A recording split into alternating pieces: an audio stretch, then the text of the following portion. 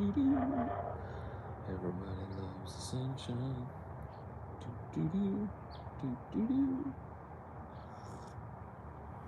Sunshine. Folks get down in the sunshine.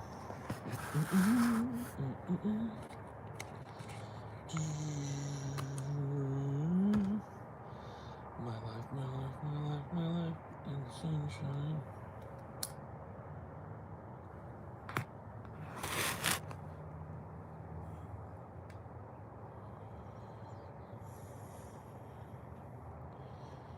Good morning.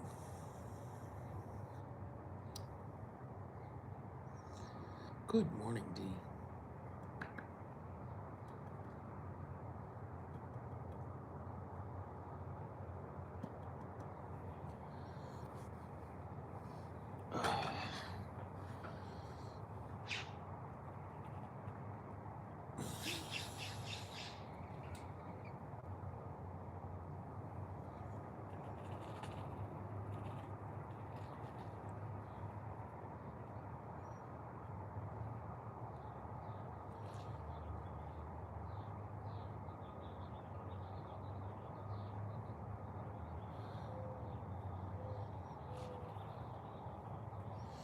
Get a life?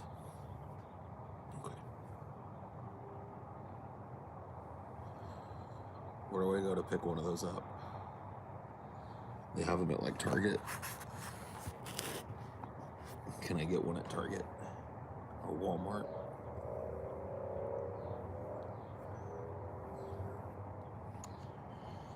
Hi, welcome to Walmart. How can I help you? Yeah, this dude told me to get a life. It's gonna be aisle 72, about halfway down. Thanks. Gee whiz, thanks a lot.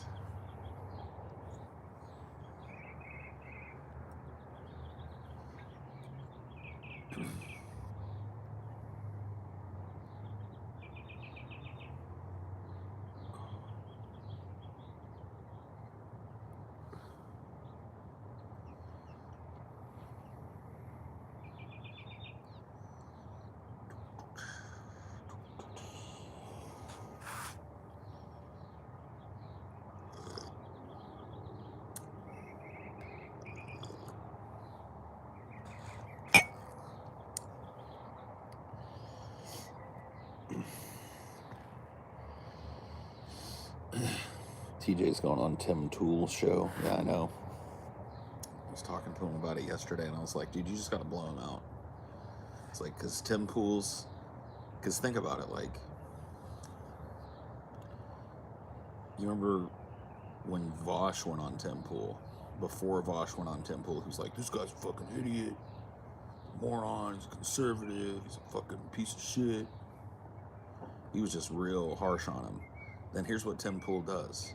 He doesn't do these like radio interviews like over Skype or over fucking Discord or whatever. He insists you come to his studio and he pays for it. He buys you a business class ticket. He takes you to his little skate park and his little arcade and feeds you food and get you all buddy so that you feel obligated when you sit down with him to give him way more deference. And I was actually talking to TJ about it on the Grease Trap yesterday. I was just like, you just gotta blow him out, man. You just gotta ignore all of that. He's like, well, yeah, you know I'm susceptible to, you know, the flattery or whatever and the fucking bullshit. And I was like, that dude, I'm not saying don't go enjoy it. Like, enjoy the flight, enjoy the food. I know TJ ain't gonna do nothing at a skate park, but enjoy whatever he decides to show you on his little compound. Act all nice to him, and then as soon as he sits down and goes live, blitz him. I was like, you'll be a legend. Because everybody that goes on that show, no matter how fucking far left they are, no matter how much shit they talk about Tim Pool, 9 out of 10 of them at least sit there and go like, well, you know, We don't agree, but at least we can have a good conversation, you know? It's like, fuck that. Blitz him. Go on there and blitz his ass. Straight out.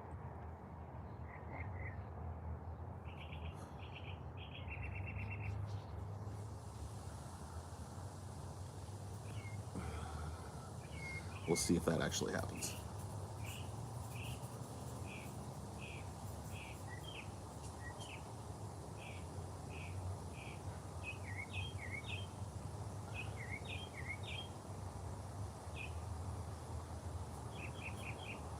My life, my life, my life, my life in the sunshine.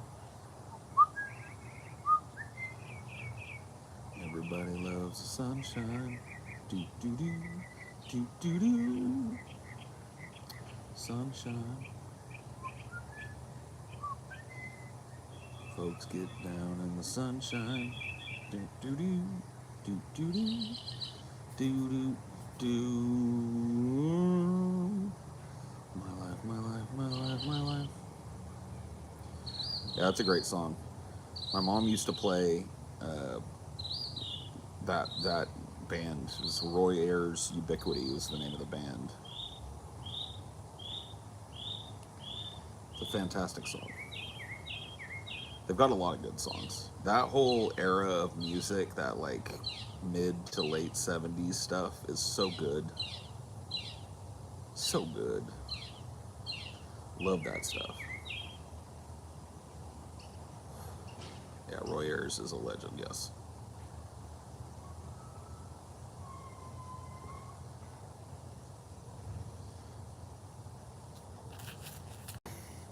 I think a lot of people got back into that song because it's like pretty much the opening scene for Straight Outta Compton. You know, after the whole like intro scene where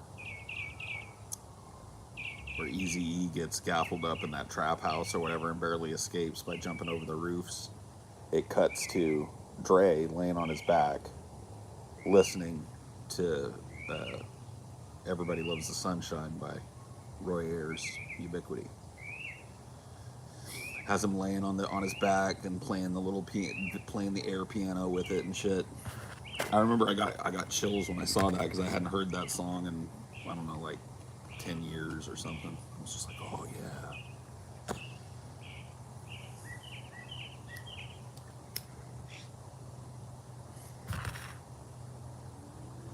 Oh yeah.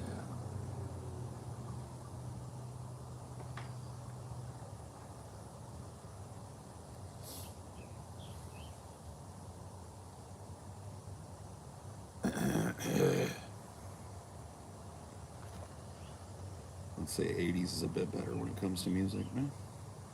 Yeah, Gil Scott-Heron. Yep, I've heard his music.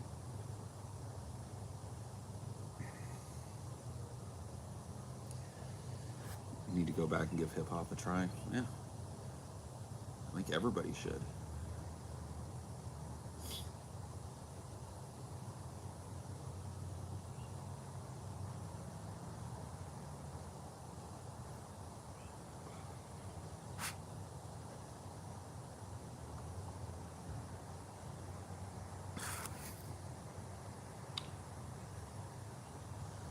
Grew up on country from my dad. Yeah, I was real lucky. I had parents that were musically eclectic, and so when I was a kid, music was a part of every day of my life, and usually it was a different kind of music. I listened to some country, listened to some 80s pop and rock, some 70s Motown disco, some 60s protest rock, some 50s doo-wop. I had it all, man. My parents listened to tons and tons and tons of different genres and different kinds of music. And so I grew up with a wide appreciation. Well, there's tons of underrated country out there. Outlaw country is fantastic. It's like absolutely fantastic.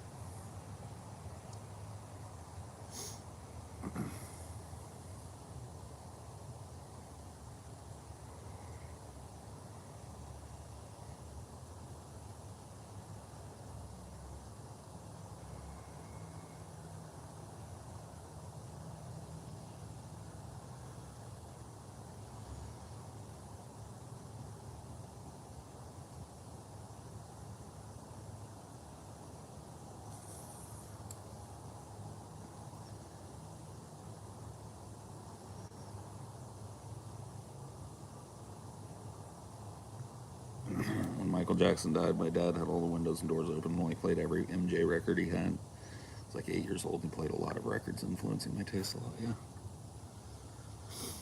Oh. You like any metal? Some. Not a lot, though, to be honest with you. I have occasionally run across metal bands that I like. I liked Slipknot back in the day a lot. I like Mastodon a lot still. You know, I can't just like rattle off tons and tons and tons of metal bands that I'm interested in.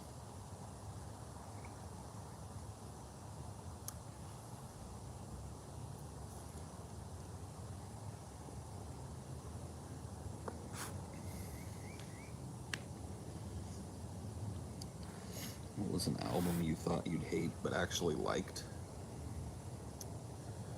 I mean, there's tons of those. Like that first album from Post Malone, Stoney. That thing is like a, you know, I in fact probably did make fun of Post Malone before I started trying to listen a little bit. And that first album is great. Pretty much every song on it is dope.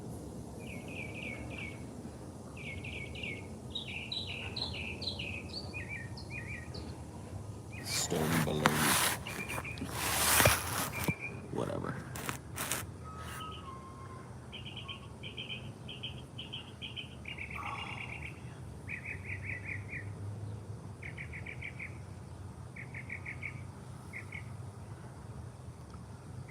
I think I need to go get a little bit of marijuana and roll it up. Roll it up, light it up, smoke it up, inhale, exhale. I think that's a good idea. Oh yeah, dude. Rockstar is a vibe. That song is so great. Cocaine on the table, liquor pouring, don't give a damn. See, your girlfriend is a groupie, she just trying to get in. Saying I'm with the band. Good shit. Now she acting out of pocket, trying to pull up on my pants.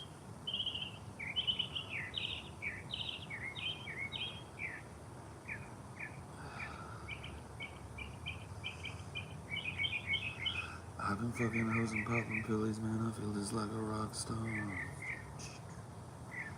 All my homies got that gas and they always be smoking like a rock star. Fucking with me, call up on that Uzi, pulling up and get the shot top. The song took 6 people to write. I don't care how many people it took to write. I'm happy with it. I'm happy with the amount of people that wrote it.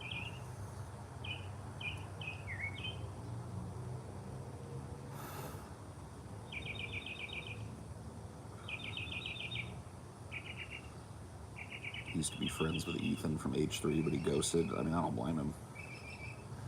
It's got to be hard to be friends with H3. Such a drama channel.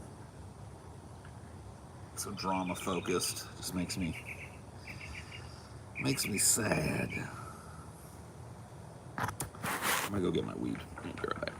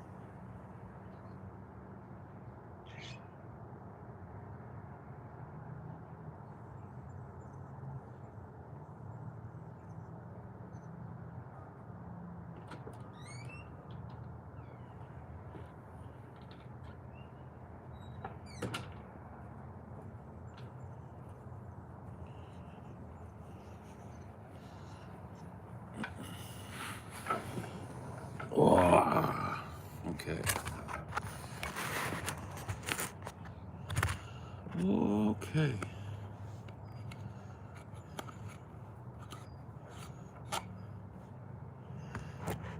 I'm still talking about H3. That's enough of that.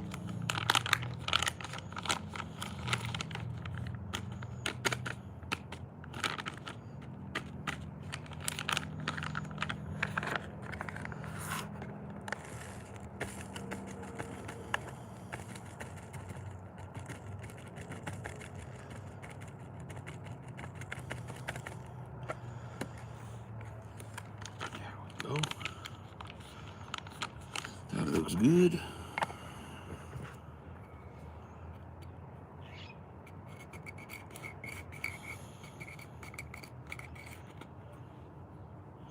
My hair is luscious.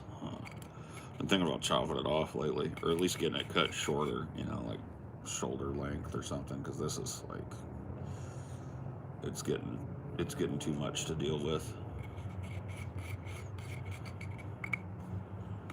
Getting a little much to deal with.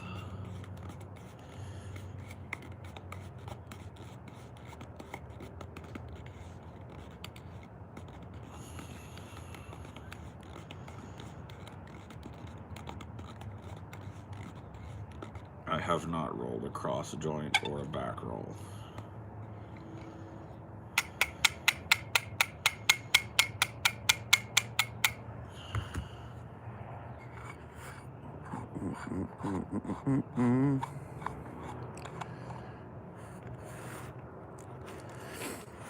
Oh, sunshine.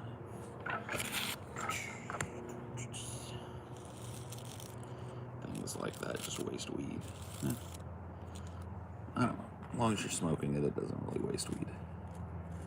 There are people that tell you that smoking J's is like the most wasteful way to smoke weed, and it's true. But do you enjoy it? If so, then it's worth.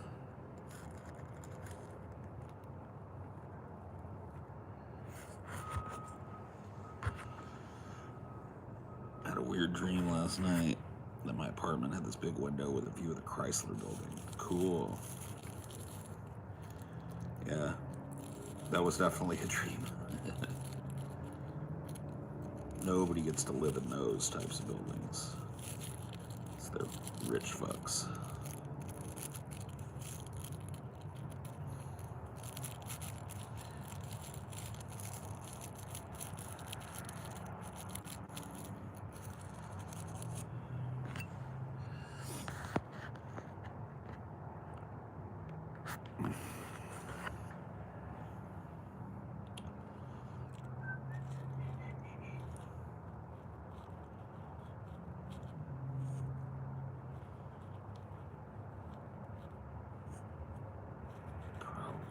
Here.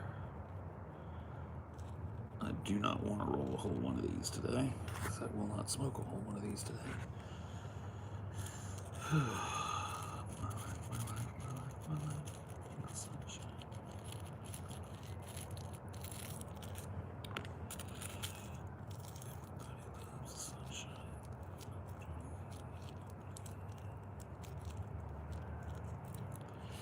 Yeah.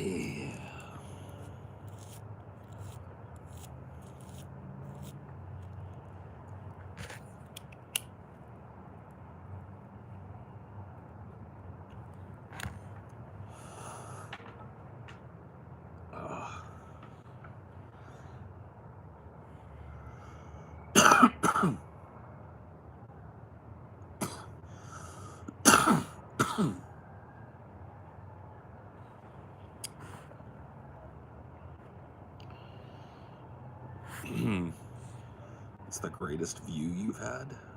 View. Probably when I lived in Bellevue.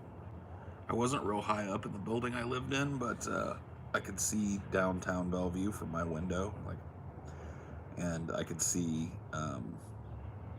the Sound, whatever that is there between Seattle and Bellevue. I could see the water.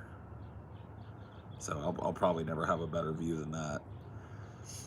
Unless my dream of getting a nice, remote piece of land plays out, then I'll have a better view.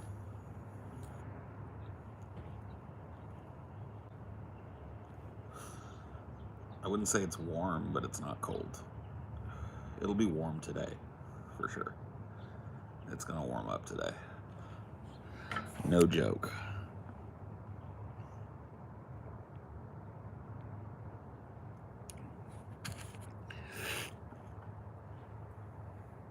Oh, man.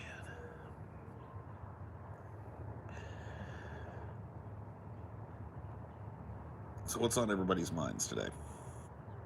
Does it really rain all the time in the Seattle area? Not all the time, but it rains a lot. Pretty common to have lots of rain in Seattle.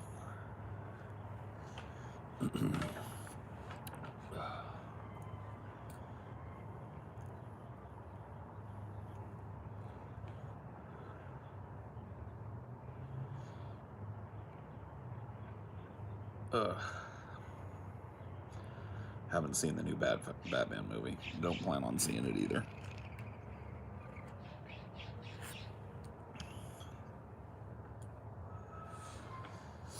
How do you guys feel about the idea that it was shitty vote blue no matter who liberals that lost Roe and not Republicans? A lot of people don't like that perspective, but it's true. How about that? Had any of the liberal politicians that have been elected in my life done what they talked about doing and codified Roe v. Wade, gathered the political capital for it to take it off the table as a fucking political football and codify it, we would have Roe v. Wade.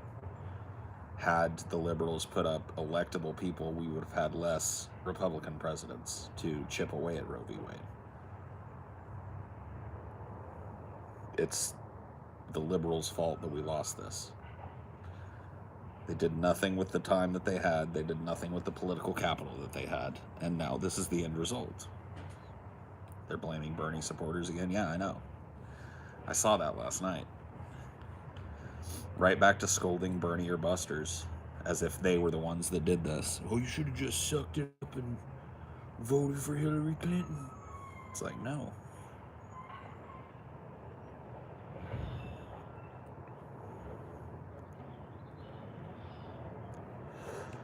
Almost every liberal politician in my lifetime has said that they're committed to protecting Roe v. Wade and yada, yada, yada. And they just fucked it off. Yep, Biden said he would do it. Obama said he would do it. Clinton said he would do it. All of these, House and Senate Democrats have talked about the importance of it forever.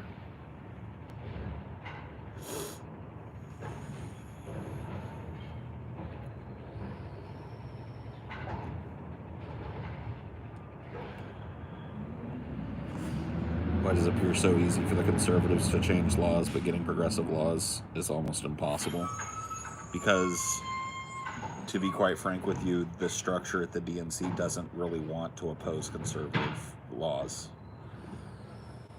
They're in the business of going along to get along. They're in the business of maintaining a two-party duopoly. They don't want to make waves.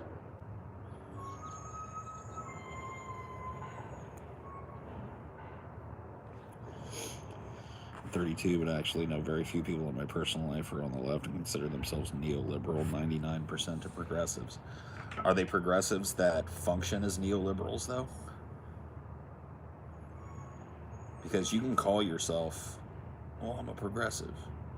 But if all of your direct action with voting and stuff is to, or most of it is to argue for neoliberal candidates, then how are you any different from a neoliberal? Like, if you're out there, rah-rah-rahing Joe Biden,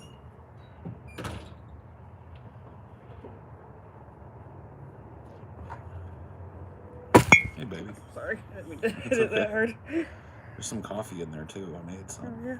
I'll get it here in a second. If you want a cup.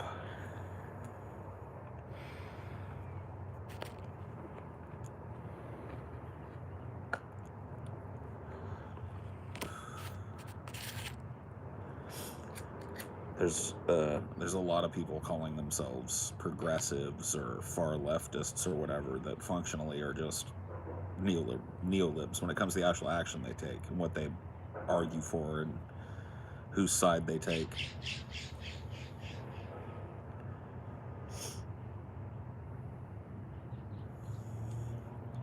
Yeah, they always want to look at Bernie or Busters and go, see, if you just voted for Hillary, then she would have got to put all these,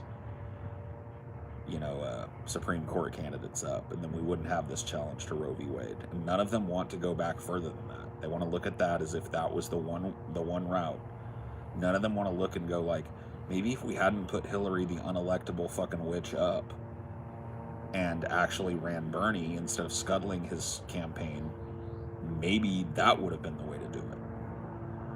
Or you go back further, and Obama promised to codify it, and he never did. Right. Even though he had... Obama promised to codify it. Fucking Clinton used to talk about the importance of protecting Roe v. Wade. So every liberal politician of my lifetime, within my memory, has claimed that this is a central and key issue. Keeping abortion legal, protecting a woman's right to choose. This rhetoric has been used in every major fucking campaign of my lifetime. I don't know if Carter did or not. I was very, very young when Carter went out. I was elected the year that Carter was unelected and Reagan was elected. So I don't really have many memories of that. I got a lot of memories of the Clinton era, the Bush era, the Obama era, the first Bush era too. That's when I first kind of became politically aware, was during George H.W. Bush. Bush Sr.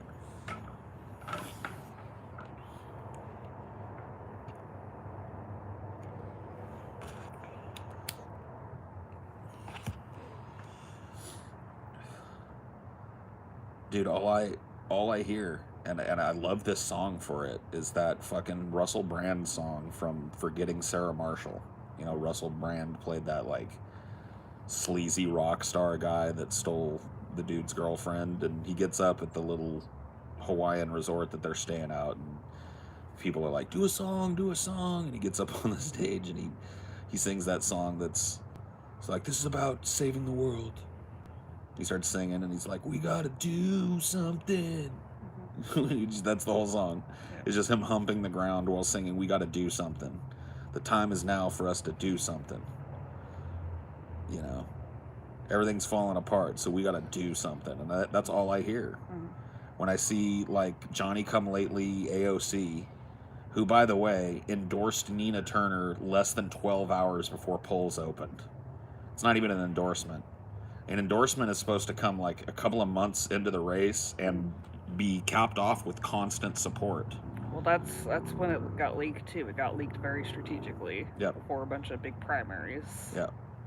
So this whole thing is just, it's a work, and the fact that people don't see it drives me up a fucking wall. It's such a useful cudgel for the Democrats. They knew that the whole like not Trump thing was going sour. Right. It's going nowhere, because Biden has done functionally nothing. His approval rating's in the toilet because he does nothing. He's done nothing that he promised to do. He's walked back all his promises and shit. And now it's like, but in 2022, if you elect Democrats, then we'll do something. Yeah. We just don't have enough Democrats. Yeah. That's always what it is. Yeah. She's like, look, we gotta take one for the team now. I know we gotta vote for some people that we don't really believe in, but if we can just get enough Democrats in there, we can really do something. And everybody goes, yeah, vote blue, riding with Biden, baby, yeah. I was asking TJ during the grease trap yesterday. I was like, here's what I have a hard time, like, quantifying in my head. Because there are people that are like, there's no doubt that like people of color, immigrants, LGBTQ people are better off under Biden than they were Trump. And I was like, based on what metric? So let's be honest here. Trump gave more money to people during the pandemic than Biden did. Mm. So right there, that, I mean, what do people need at the base of everything? Money. So that alone is something worth scratching your head about. And then you start to think about it. And you go like, if I'm an average black person living in an economically depressed area, how has my life functionally changed at all with the election of Joe Biden?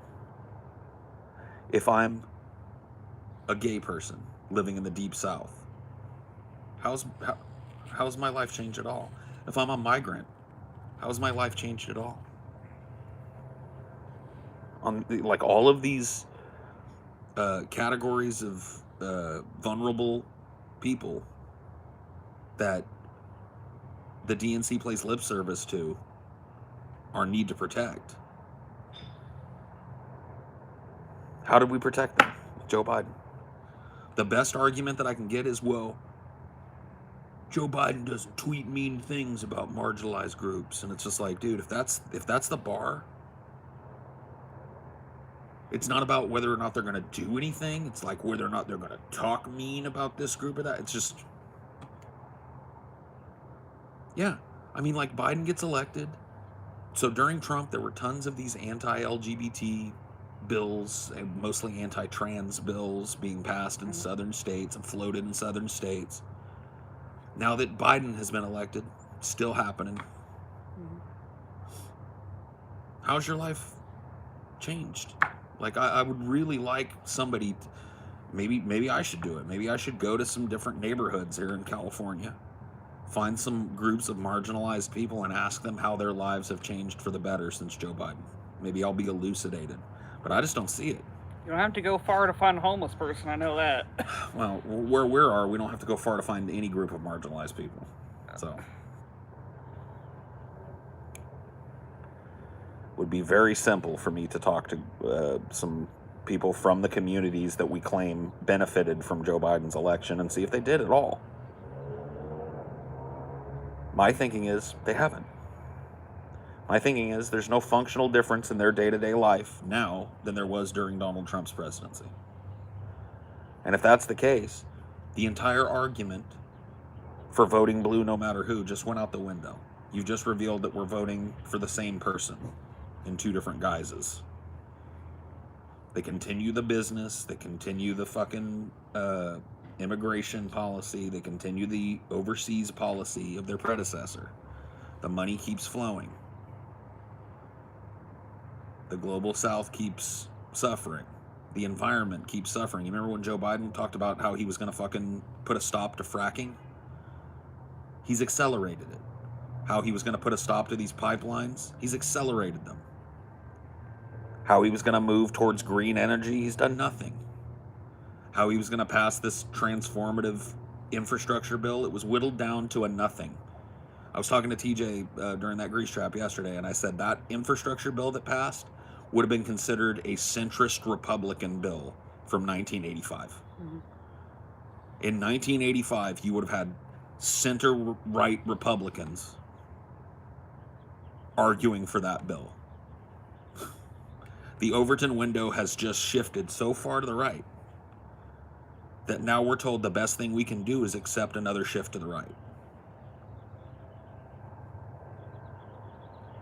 I know I harp on this shit a lot, and I know people probably get tired of hearing it, but man, I tell you, I struggle internally every day. How can I present this? Because I see it so clearly. My experience has showed me what happens when you just blindly kind of shuffle in and vote for the Democrat. What happens is things continue to get worse at pretty much the same pace they did under the Republican. Period. Like, if anything, the child tax credit, doing it for just 1 year is almost worse than not doing it at all. Yeah. It's like, you got all these families used to it, and then how are they supposed to know, like, oh, but it's only going to be for 1 year, so you better save that. Right. He lifted a few people maybe not even lifted them out of, but helped them with their poverty situation, and then ripped it away. He forced people to go back to work in the middle of a pandemic, and then just decided, like, oh, we're not going to track anything anymore. Think about that. Think about how, like, the CDC's just decided, oh, we're not going to truncate COVID deaths anymore. We're just not going to track it. Even though when you hear news stories with virologists and epidemiologists talking about how, like, COVID is back and bigger than ever right now. Hospitals people died under Biden than Trump. Yeah. More people died from COVID-19 under Joe Biden than Donald Trump. It's an indisputable fact, and they're not even talking about it anymore. Never did a mask mandate when it was needed. Never took any of the fucking steps needed to keep people in their homes long enough for us to fucking get people vaccinated. Never did a vaccine mandate. Just sat on his hands. What is your argument? What would Trump have done differently? How would Trump have fucked that up worse? Ignored mask mandates. Ignored vaccine mandates. Because, like, Trump wasn't anti-vaccine. He wanted that to be his big, like... That was his big contribution. Yeah. Was the whole warp speed vaccine thing. Yeah.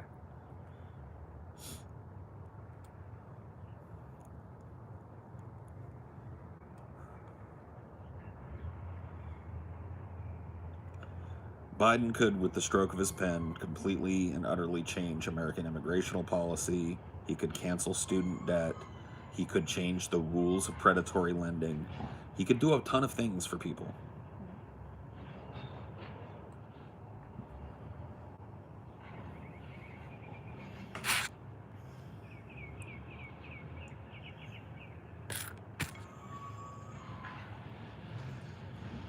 I'm not defending Trump. I'm just pointing out that this upgrade to Trump, however slim we were sold, wasn't really an upgrade. For whom was it an upgrade? Look at the global south. Who in Liberia is suffering less under Joe Biden than they were under Trump? Who in Guatemala is suffering less under Biden than under Trump? Who in Venezuela? Who in any of continental Africa? Who in India? Who in Pakistan?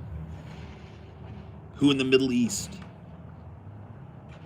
Who is functionally suffering less under Joe Biden than they were under Trump?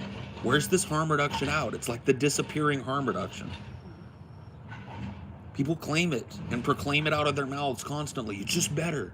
But when you go down to the issues, they can't tell you how it's better. In Afghanistan, people are suffering less because they're dead. Yeah, I guess so. Yeah, there's a lot of people who were alive a couple of years ago in Afghanistan and living in a very, very tenuous but arguably better democracy than they could have had under the Taliban. And now those people, a lot of those people are dead.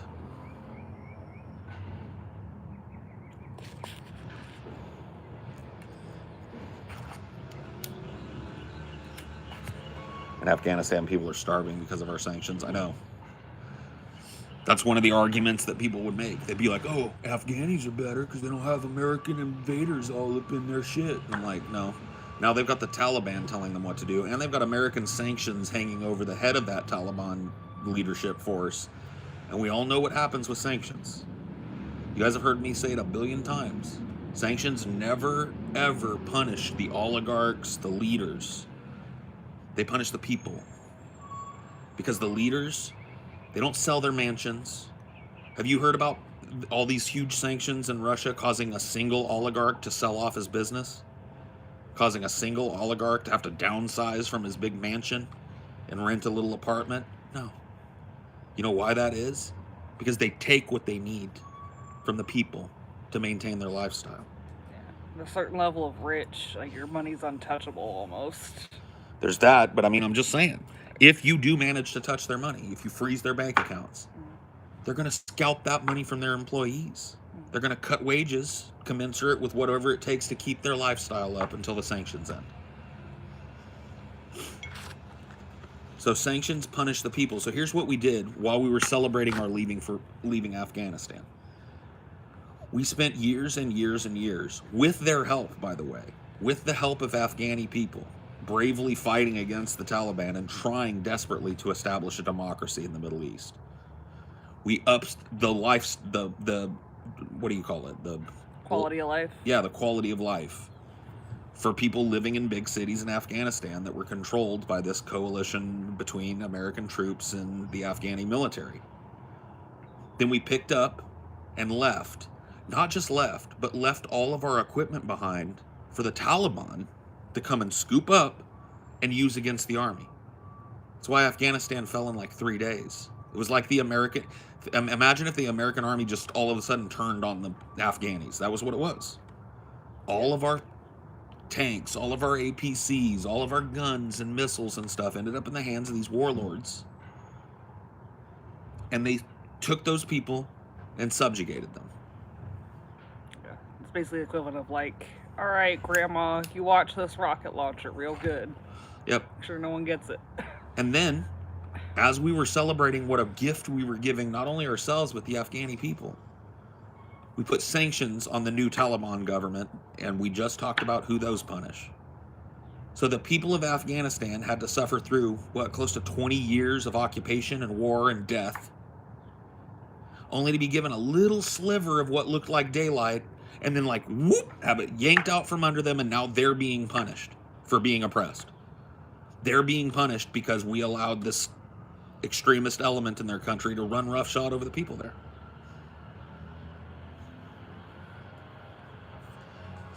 That's the end result.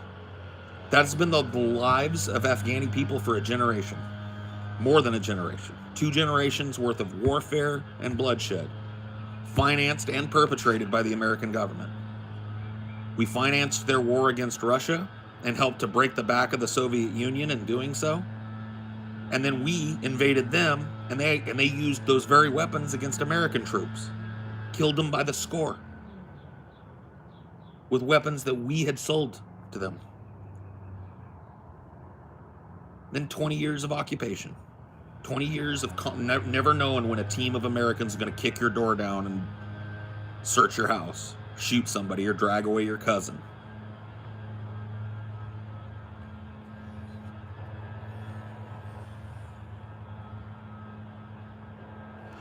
Now they have better weapons, right?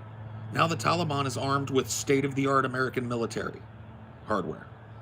There were pictures when during the evacuation of Kabul of Taliban guys literally loading up the back of a pickup truck with machine guns. Brand new, I don't know what kind, I'm not a gun guy. I don't know what kind of machine, they're the fucking military-style ARs. Had a whole truck. And they were just willy-nilly just throwing there. There must have been 300 of them. Now, those dudes, those Taliban warlords that were fighting mostly with like Soviet-era Kalashnikov rifles and fucking AK-47s, now they've got modern American hardware and all the ammo they could ever want for it. They've got bombs, they've got missiles.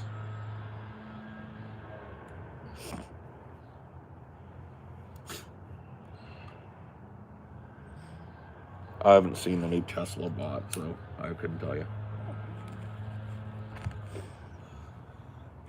Forgot you said you made coffee. I did. Want to warm up on yours?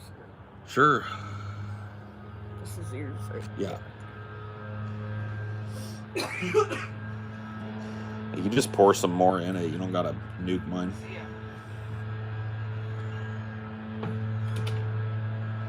Did they disable the equipment before about? No. No. They just left it.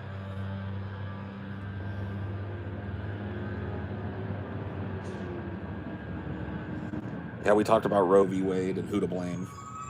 So a lot of people out there that want to just play black and white and play boogeyman and say the Republicans are to blame. I trace it back further than that. It's the Democrats that are to blame.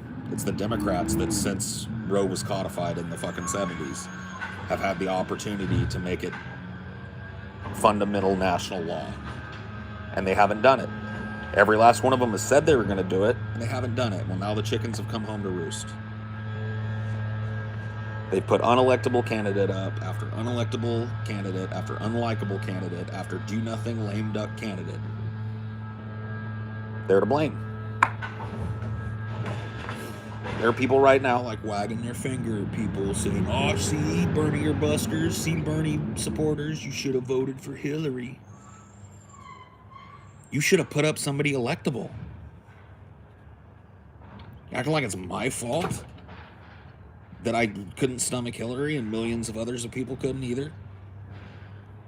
It's a DNC's fault for trying to fucking ramrod that down people's throats. Period. And it was unanticipatable that you would get that many Supreme Court appointments. Yeah. But see, here's the thing. They're to blame for putting somebody up that couldn't beat the abject failure that was Donald Trump. Mm-hmm. They put up somebody that was so unlikable that a literal clown meme reality TV show star, failed casino owner, ended up being the president of the United States for 4 years. That's not the fault of people that didn't vote for Hillary. That's the fault of the people that pushed her. That's the fault of the people that looked at it as a foregone conclusion that it was Hillary's turn. Even though nobody likes her. Even though nobody on the left likes her. Even though she's pretty much unelectable, we're going to put her forward anyway. How's that not a fault? Had they put for... Dude, who was Hillary's VP? Anybody remember? Tim Kaine from Idaho or Ohio, I believe. Tim Kaine. Anti-abortion. Tim Kaine. Pro-life. Look it up. She picked a VP that was anti-abortion. And you're telling me she would have been better? You kidding me? People don't want to fucking face reality, man. It's so much easier to pretend you're doing good by going in and voting once every 2 years. Not thinking about who you're voting for. Just legitimizing the next oligarch. Nobody wants to look at them and look at the fucking outcroppings of it. What does that type of voting cost us? It's cost us the labor movement. It's cost us billions of dollars in wages. Wages are flat versus inflation for since 75. It's lost us the environment. It's lost us the ability for people that work a job full time to buy a house, to have their own place. And you want me to keep doing it? No. Have any book recommendations? I want to become politically educated, but I lack foundational knowledge. Sorry if I'm annoying asking more than once. Hope you have a good day. No worries, Jersey. Read Death in the Haymarket. If you're interested in how to start a movement that can fundamentally change the lives of average people in this country by giving them a living wage and giving them protections within the job space, read Death in the Haymarket and take strong note at what happens in that book. Because that's what we're looking at. We are living in Gilded Age level America. In fact, we're beyond it. The old robber barons from the Gilded Age in America, Jay Gould and Rockefeller and all that shit. The people now, Musk and Bezos, they could have bought and sold Jay Gould and Rockefeller 25,000 times over and still had billions of dollars. So conditions are worse than they were in Gilded Age America for the average laborer. And that's that. Yeah. Thank you, Paul. Both of you are awesome. Thank you. Probably The People's History of the United States, too, by Howard Zinn. If you want just like a greater overview of what the history from the perspective of an average person is, The People's History of the United States by Howard Zinn. It's required reading in some high schools and a lot of college courses. And it's one of my favorite books. Really gives you an idea of what because, all of us in here, unless there's a secret billionaire out there watching me, all of us in here are in the same boat. We were all raised by parents that just barely made it. We're all just fucking on the grind, making it as best we can. We're in the same boat. What is our plight going back to the beginning of America? Not good. We've been oppressed and repressed and used as cannon fodder from day one. And we just take it. Not only do we take it, we engage in legitimizing the people that do it to us. We argue vehemently for one oligarch over another, as if this one isn't going to use us as just as much as that one did. Maybe even worse.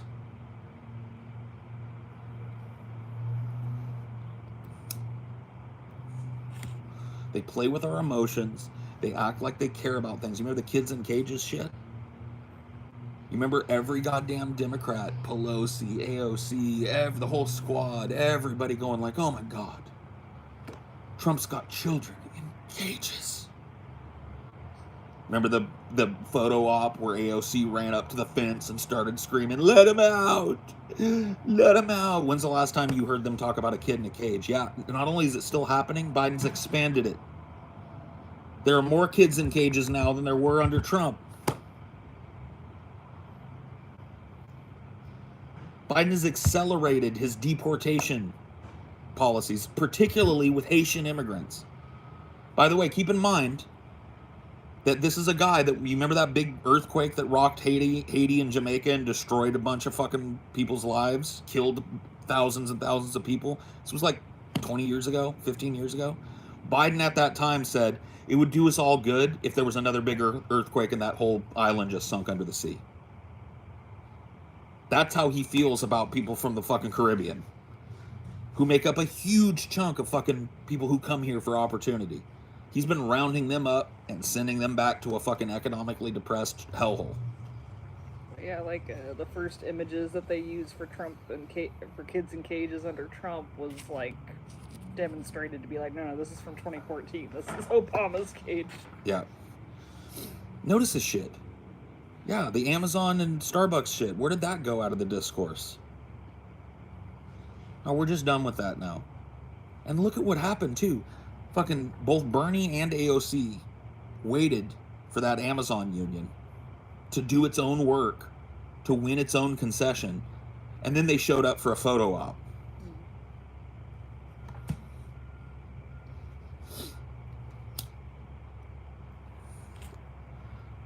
Oh, they won? Well, let's go down there. Let's get a photo op. That's what they did.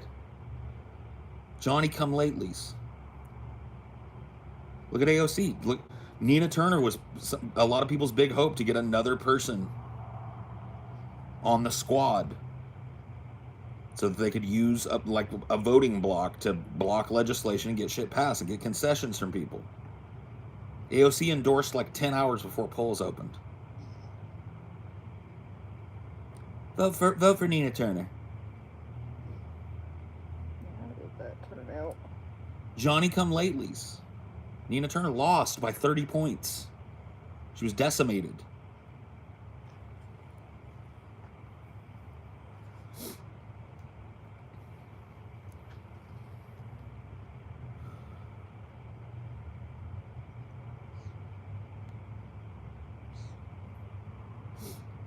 She lost by 30 points and then gave a concession speech where she made overtures that she's going to run for president in 2024.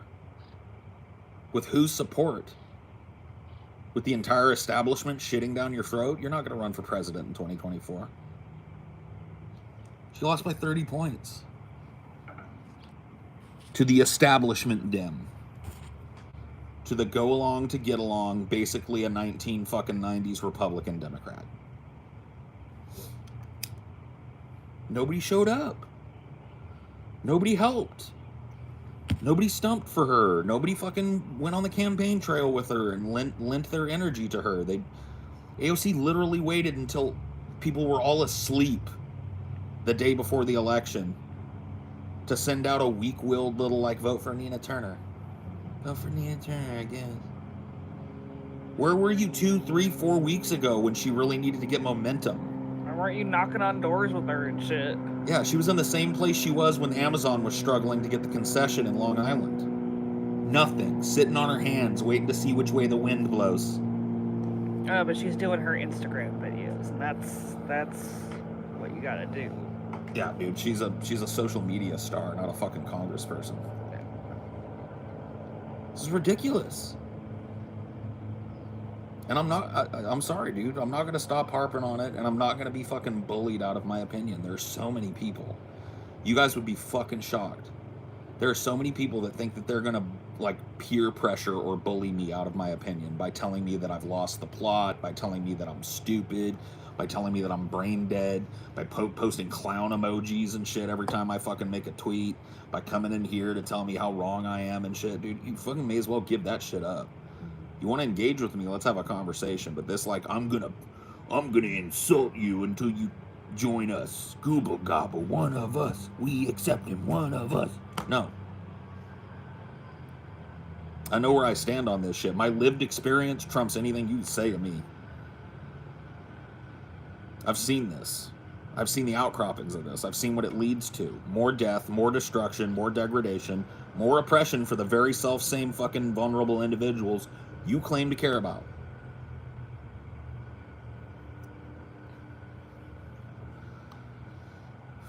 Don't come in and ask people in the chat what we're talking about. Just rewind the stream a little bit. Rewind the stream and get yourself acquainted. That's a speed bump in my chat, and I'd rather not fucking hear it.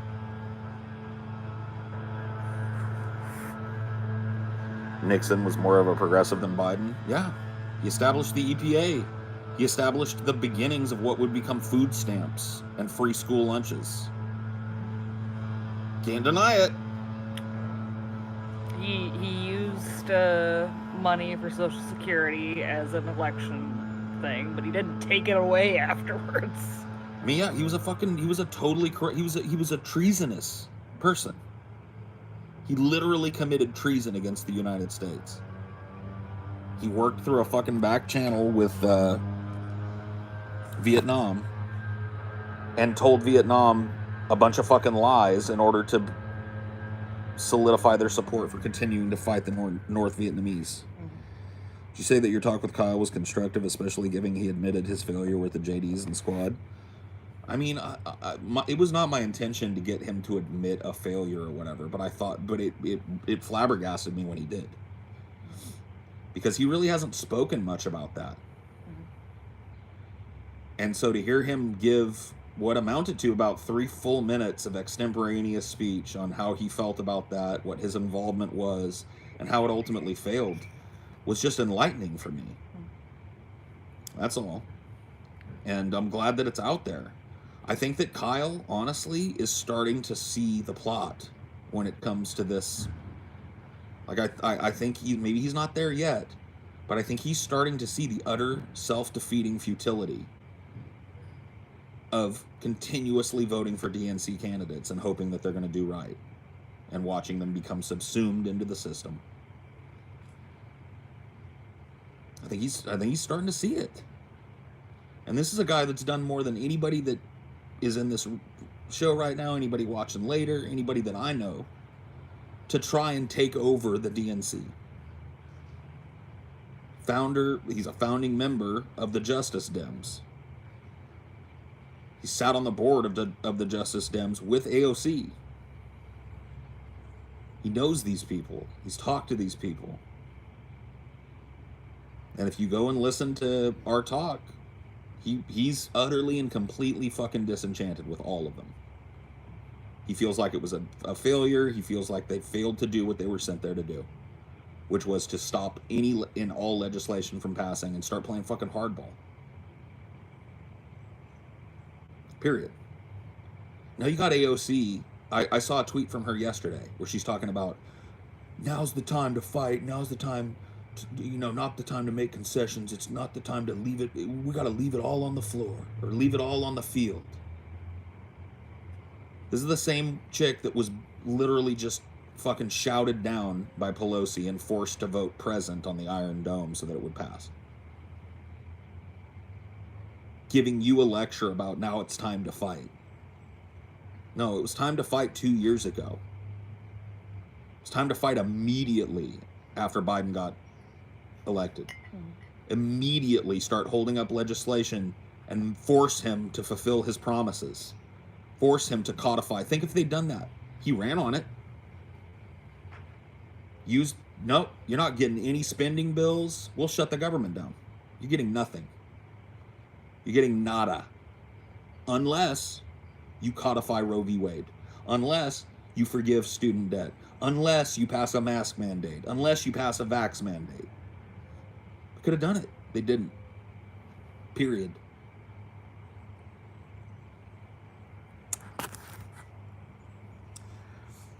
What do you say to that? You know, and I give Kyle kudos for being intellectually honest on that. He has more invested in that than anybody else. He literally made it. He was literally a founding member of it.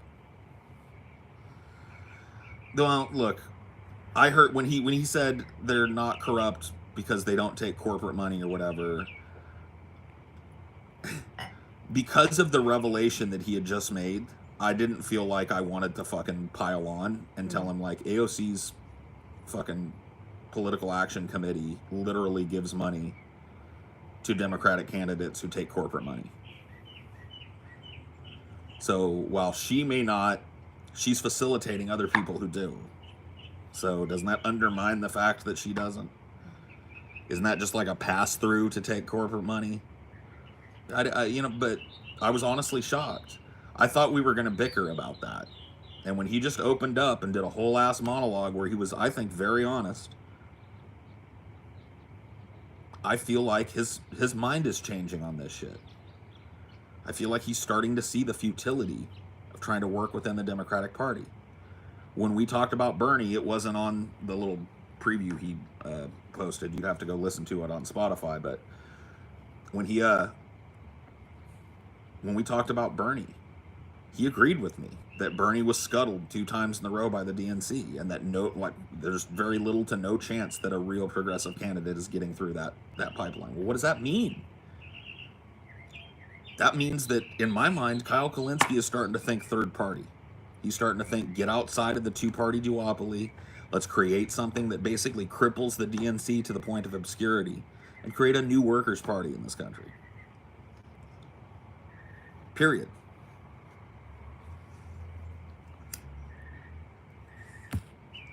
Biden said he was going to deschedule marijuana, and he didn't. That would have been the easiest. And dude, I've talked about this before, but I want to say it again because this is one of my favorite takes. A Republican president will deschedule marijuana. They're going to steal that fucking easy win. You watch. Yeah, you're fucking an idiot if you think conservatives don't like getting high too. Dude, as it gets more and more ridiculous, more and more southern states are moving to legal medical and some of them legal recreational. The next fucking Republican president, whenever that is, whether it's 2024 or 2028, will deschedule marijuana. They're going to steal it.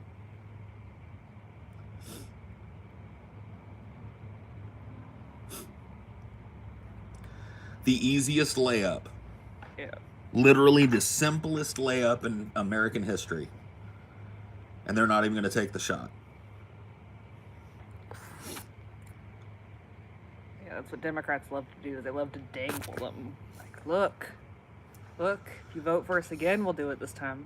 Well, that's it's the political football thing. That's Yeah. why nothing is going to get done about Roe v. Wade. Yeah. Because it's politically advantageous for them to keep it a constant issue in this country. They don't want it resolved. If they wanted it resolved, they could have codified it under fucking Obama. Obama had a mandate. Yeah. When he was first elected, There he was had no the House, like he had the mansion Senate. and cinema Nope. to blockade anything. He had the House, he had the Senate. He was good to go. Did shit. No, I don't want to support the Libertarian Party because they're full of shit. Libertarianism is bullshit. We need to create a party that's for libertarians, people on the right wing, people on the left wing besides. We need to have a labor message, a unifying central labor message. That's the way this gets done. That's it. It's got to be leftists leading it. We've got to learn how to talk to people. We've got to learn how to sell Marxist ideas to people for whom the word Marxism is a non-starter. We've got to invigorate people's labor interest. We've got to ride this wave. We've got to not just go like, oh, good for Amazon, and move on because we're bored.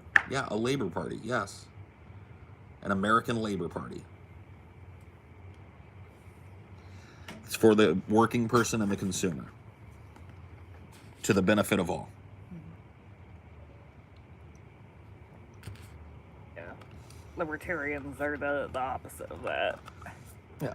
They're pro Right to bosses work. And Yeah. pro like, firing people for whatever reason, pro no protections for people. You have the right to work and they have the right to fire you. Yeah. Fuck no a libertarian. Consumer protections like, oh, you can just put lead in whatever. Yeah. The market will decide. No, it's a foregone conclusion that the planet is dead if people just keep cyclically kicking the football back and forth between D and R. The planet's dead. It's just dead. It's going to be war, and it's going to be degradation, and it's going to be the economic situation getting worse and worse for people globally, and quality of life down, rich billionaire profits up.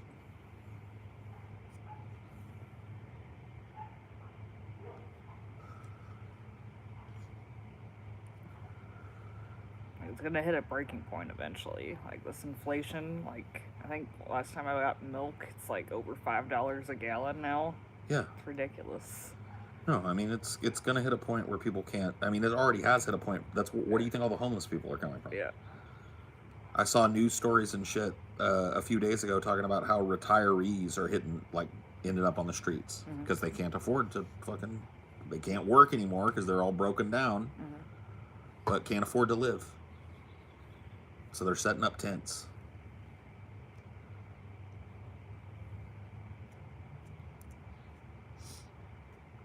So it's already reached a breaking point. It's just a matter of time till it hits enough people and affects enough people that it becomes the new normal.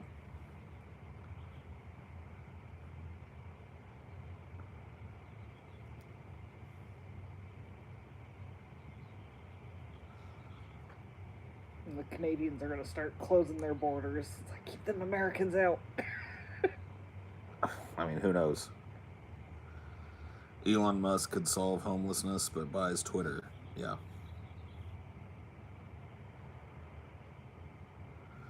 I mean, that's not a Hassan quote. I've said that before a billion fucking times. That's Marxist-Leninism.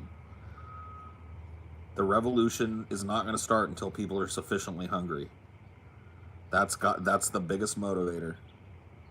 The biggest motivator is people being squeezed. And that's that. It would be better if it happened earlier.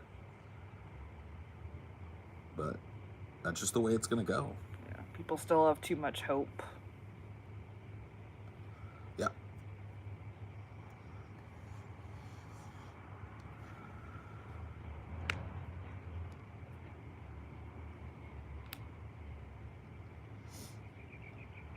Yep, shit'll kick off when you start going to fucking grocery stores and there's nothing on the shelves, and that remains that way for 6 months.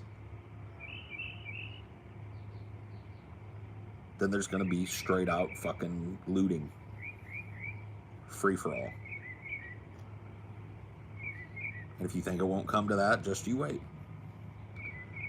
There's no way it can go other than that, with them squeezing people.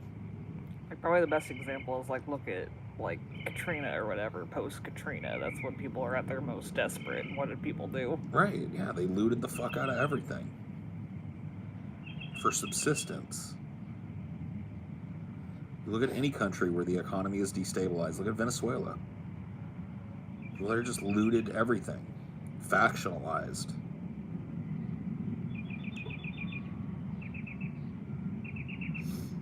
We gotta do something.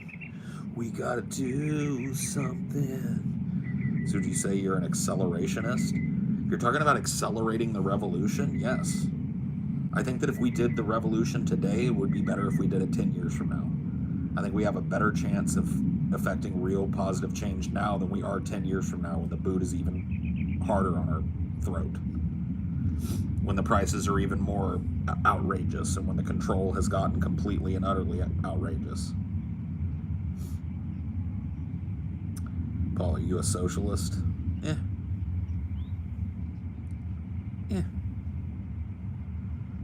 I'm a socialist over a capitalist. Do I think that socialism is necessarily the best answer to the political problems of the planet? No. Maybe some ideas that come from communism and socialism are useful, would be useful, but I'm for a new way. I'm for a new way. And that's just the truth. Like, ideological purity won't bring people together. Like, this Workers' Party can't be like, you toe the line of Marxism or you're out. No, you can't even mention that shit. Yeah. Because we need people that aren't fucking, that immediately shut their brains off when they hear that word. Mm-hmm. It cannot be a Marxist-Leninist movement. It's got to be run by fucking leftists who know how to talk to people who aren't leftists. And it's got to be simple, too. We've got to convince people that it's our job to keep, because, like, this is a very conservative principle. You hear them talking about it all the time with their Gadsden flags and shit. Their don't tread on me shit.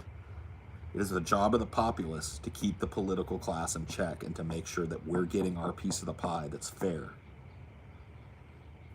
How do you can sell that to a liberal, you can sell that to a Republican. That's the unifying principle. And the space where that incubates is labor. It's in the labor space. It's in the workshops. It's in the break rooms. That's it. That's the womb. And we've got to start fucking working on it. We've got to start putting people in these positions to organize. And it's got to be under one umbrella. I'm fine with there being an Amazon union and a Starbucks union. At some point, those unions need to go like, along with all these other little micro unions that are coming up, under the umbrella of a labor party. And union dues need to start going to funding labor campaigns. That's it. Continuing the expansion, continually unionizing these companies, bringing them under the umbrella, and besides, funding runs for local positions. Start there. Start running people locally where it's really needed. And then when you get enough people under the umbrella, start running national campaigns, state-level campaigns. That's how you do it. That's how it's done. There's your answer. There's your big magic bullet. That will take several decades. Yeah. How many decades is this lesser of two evilism bullshit going to take? Because we're moving backwards with it. You got a better idea? I'm willing to fucking hear it. But if it involves, vote for Bo Biden, I'm going to call bullshit right away. I'm just letting you know. We need to start it now.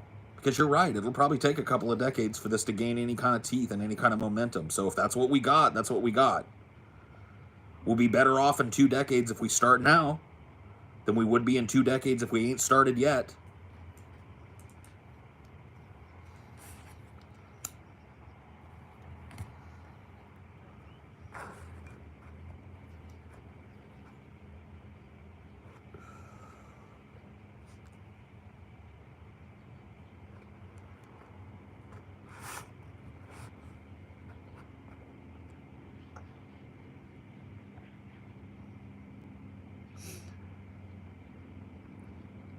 What if that laborer believes what is fair is to kick out immigrants? So this is once again, and I've given this talk before, but since you ask, this is where contact theory comes into play. So to give you my anecdotal experience once again, my parents were part of a labor union that was multiracial and made up of legal immigrants and natural born citizenry. Was a rainbow coalition of a union. And there were probably racists within that union who, in their public lives, didn't have those types of positions. But when it came to the labor union, there was solidarity. And that type of contact with these people that are demonized by racist rhetoric or anti-immigrant rhetoric is how you change a mind. That's how my mind was changed. This is proof, okay? I was raised a racist. My parents are racists. My parents raised me with that little soft racism of, oh, you know how they are. Or that side of town is where the Mexicans live. Or you know how those blacks are. Dude, I had a friend in high school who was mixed race. He was half black, half white. One of my best friends for a long fucking period of time. The first time I brought him to meet my mom, I had to warn him. I was like, look, my mom's not a Klan member or some shit, but she's probably gonna say some off-color shit to you. And I'm sorry for that. Off the rip, you need to know that. And sure as shit, I bring him over, I introduce my friend Brian. Brian's my mom, my stepdad. Shakes his hand. My mom goes, oh, I love your hair, and reaches up and touches his fucking hair. And then goes, can I ask you something, Brian? Why do you all wear those shoes? And he was like, shoes? He's looking at he's wearing like some Nike sneakers. She's like, yeah, why do you all wear those shoes? Like, you know what I'm talking about? Like those black shoes. And he was like, I wear them because they're comfortable on my feet and I think they look cool. She's like, oh. She went on later on that day to ask him if he could swim. And he was like, because my mom had a pool at the time. She's like, can you swim? And he's like, yeah, I can swim. She's like, oh, I didn't know because like black folks usually have a hard time swimming. I was like, what? According to who? So I was raised in that, okay? And what took me out of that, and I'm thankful every day of my life that I wasn't homeschooled, that I wasn't raised in some kind of insular church community, because what got me out of that was going to school, and all my little friends were of these races and of these immigrant groups that my parents were always deriding as lazy, stupid, feckless, shifty, whatever the fuck, right? And all my friends were Hispanic and black. Not all of them. I had some white friends too, but you know what I mean? I would go over to my friend. I had a friend, Josh, growing up. Hispanic kid. His parents were immigrants. Legal immigrants to the country, so he's a first-generation American. I used to go over to his house. It never even came up. His house ran just like mine did. Mom yelling at him to take out the fucking trash. Dad's at work until fucking like almost dinner time and shit. Got an older brother that's bumping rap music off in the back room and mom keeps yelling at him. It's the same shit that was going on in my house. They were the same type of people. And I put that example up against the bullshit that my mom had fed me. And I was like, this can't be. I can't internalize the idea that all Mexicans are lazy and shiftless and just looking for a handout, and then go over to their house and see them working. See the older brother coming home from his part-time job. See the dad coming home after dinner wearing his coveralls all dirty and shit. I can't do it. And so that's what I'm talking about. A lot of the people that hold those types of positions are never... They might live in an area where they see those types of people. They never interact with them. They never go and have dinner with a Hispanic person or a black family or an Asian family. Everybody that they know in their little family and their friends group are white. And so it allows that little stupid misconception that's at the heart of all racism that them's is different from us. It allows it to germinate. It allows it to incubate. It allows it to gestate up in the mind and become a full-blown fucking belief system. And the only way to challenge that is to put a Hispanic person right in your face, and you got to bargain with them. Because if they don't come along with what you want on the contract, you don't benefit.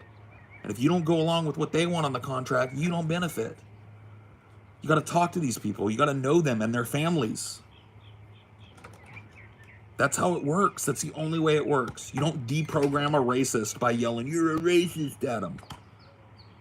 Nothing wrong with calling it out when you see it, but if you think that you're going to go like, "Hey man, that's racist," and a genuine racist that's built up this functional immunity to fucking reality because they live in this little insular white community and never talk to or interact meaningfully with a person of another race, that's the only way you impinge on that.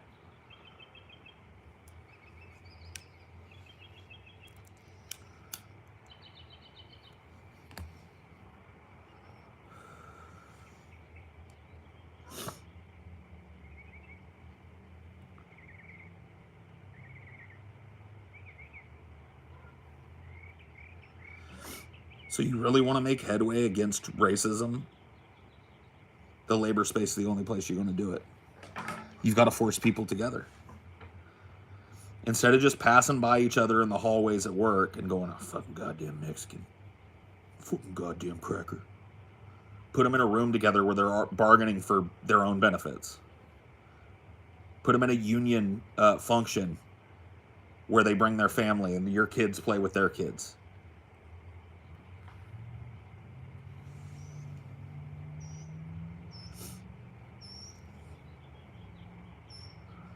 Because if you think just ostracizing people is going to work, you think hollering is going to work, it doesn't. Unless it's done inside the union hall. That's where hollering works.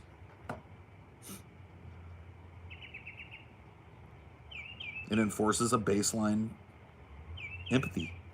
That's how it works.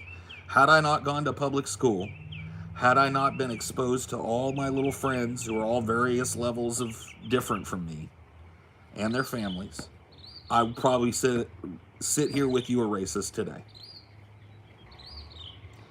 I would probably still harbor that hate in my heart because I never challenged it.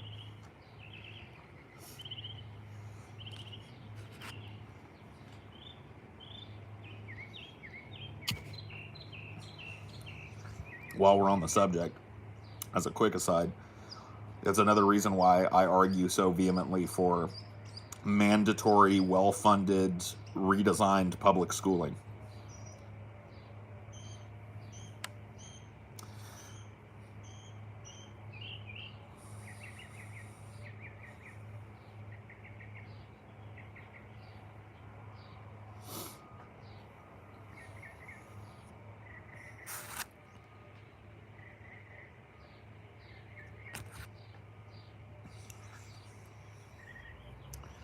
You used to work at a school? Yeah.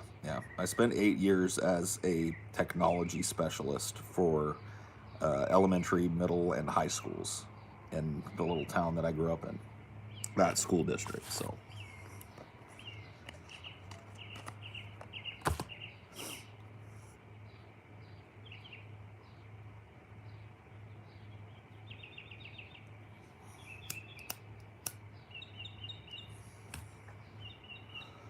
how did you become a technology expert?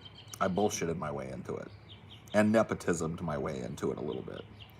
I had my brother-in-law actually had bullshitted his way into a job fixing computers for the school district and being a technology guy and he just kind of taught himself how to do the shit and then went in and got the job.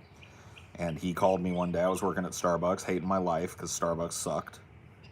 And he was like, "Hey man, you want to work for the school district?" And I was like, I gotta be honest with you, I don't know anything. He was like, I knew that he worked with we called them Macintosh, Mac computers, right? It was a Mac school district. And I was like, "Dude, I don't know anything about Macs." He was like, "You don't have to." He's like, "You come over to my house, I'll show you the little test that they're gonna give you. I'll show you how to pass it, and you just pass it, and then you'll learn on the job, I'll help you." I was like, "Okay." So I went down, put on my little shirt and tie, did my interview, and they sent me upstairs to this computer, and sure enough, it was the same test they'd given him. It was get this computer connected to the network. They put a couple of snafus in it, right? Number one, you had to know how to navigate to the network settings on OS 9, which, was a thing in and of itself. Then it was plugged into a little dumb hub that had one of those switches on the back of it that wasn't labeled, where it turns the network on and off, and that was unplugged. So you had to grab the Ethernet cable, plug it in, chain it to the computer, and then plug the hub into the source at the wall. And when you did that, oh, it still won't go because it's got a little button on the back of it. Press the little button, and then you were supposed to navigate to the school website. So I did it, and I went and got the guy. Came up, he looked at it, he's like, good job, you're hired. That was it. I didn't know thing one about networking. To be honest with you, I'm still not like real super good at that. I learned functional networking in a very non-optimal environment. I know the very bare bones basic shit, like, and even a lot of that has slipped away. It's been a lot of years since I did that for work. But I learned on the job. I got thrown in as a training thing. I got paired up with this dude named Rich. And he was a trip, man. He was... I ended up being pretty good friends with Rich. But at first, Rich was like that. He was just kind of like a grouchy, gruff dude. And I felt like he was determined at the beginning not to get along with me. And I was like, that ain't going to happen, man. I'm not going to be working with Rich every day. So I wore him down, man. I had to go to work on Rich to be friends with Rich. But he used to do crazy shit. He had this thing. So we had these laptops. These MacBooks. Not MacBook Pros. They were white. And every teacher had one when I first started working for the school district. They all had these, like, white early MacBooks. And they were very prone to hard drive failures and a bunch of problems. They were not good pieces of hardware. And so we had stacks of these fucking things. And teachers would bring in their computer and go like, nothing works. And we go, oh, the hard drive's failing. We'll just clone it, as we used to say. Hook up a firewire cable and clone the machine over to one of the extras that we had and give the teacher their laptop and all their shit's there. Just migrate all the data and everything. That's what cloning is. So anyway, he had this shit because sometimes the hard drive would be failing so badly that it couldn't be accessed during the cloning process. Like, it wouldn't see it. And I remember one day I was struggling with this laptop and I was like, man, I think this hard drive is capital D dead. I'm sitting in the little tech room or whatever working on it. And I was like, I'm trying my best to get this thing going. He was like, hand it to me. So I handed him the broken laptop and he holds it out like this, probably like 4.5, 5 feet off the ground. And he just drops it. And it lands flat, like bam! It just goes whack. I was like, oh man. And he goes, pick it up. So I picked it up. He goes, hook it up now. I hooked it up, and sure as shit, it saw the hard drive, and I was able to clone that shit off. And I was like, are you fucking kidding me with that? He goes, no, man. Don't ever tell anybody that I showed you that. Don't ever tell anybody you do that. But in a pinch, just do the Rich drop. I was like, the Rich drop? Yep. I was like, oh, thanks. And I shit you not, that shit worked.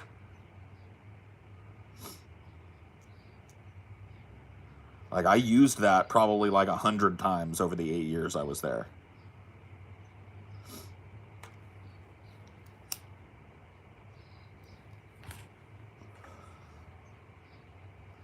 But yeah, no, I learned on the job, dude. I learned very, like, backwards. And it was a very tough job. When I said earlier the environment was suboptimal, what I mean is that a lot of it had, like, a lot of these buildings were wired in the mid or late 90s and had Cat 1 cable. So Cat 1 networking cables, which are, the data transfer rate on those is just, like, minuscule. The standard when I started was Cat 5. And most of these schools were wired with Cat 1 cables and switches, dumb switches from the late 90s. But we were plugging in modern Mac computers and trying to network them to a modern Mac server. So it was an absolute nightmare working in that environment. I mean, you just literally had to learn how to patch things and how to just make things work the best you could. And yeah, it was bad. It was all the way bad.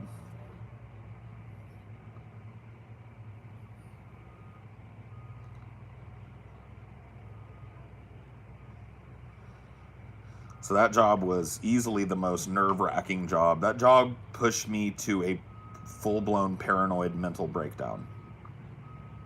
I had a full paranoid mental breakdown because of that job. I shit you not, dude. The only time I've ever really had what I would describe as a full-blown mental breakdown.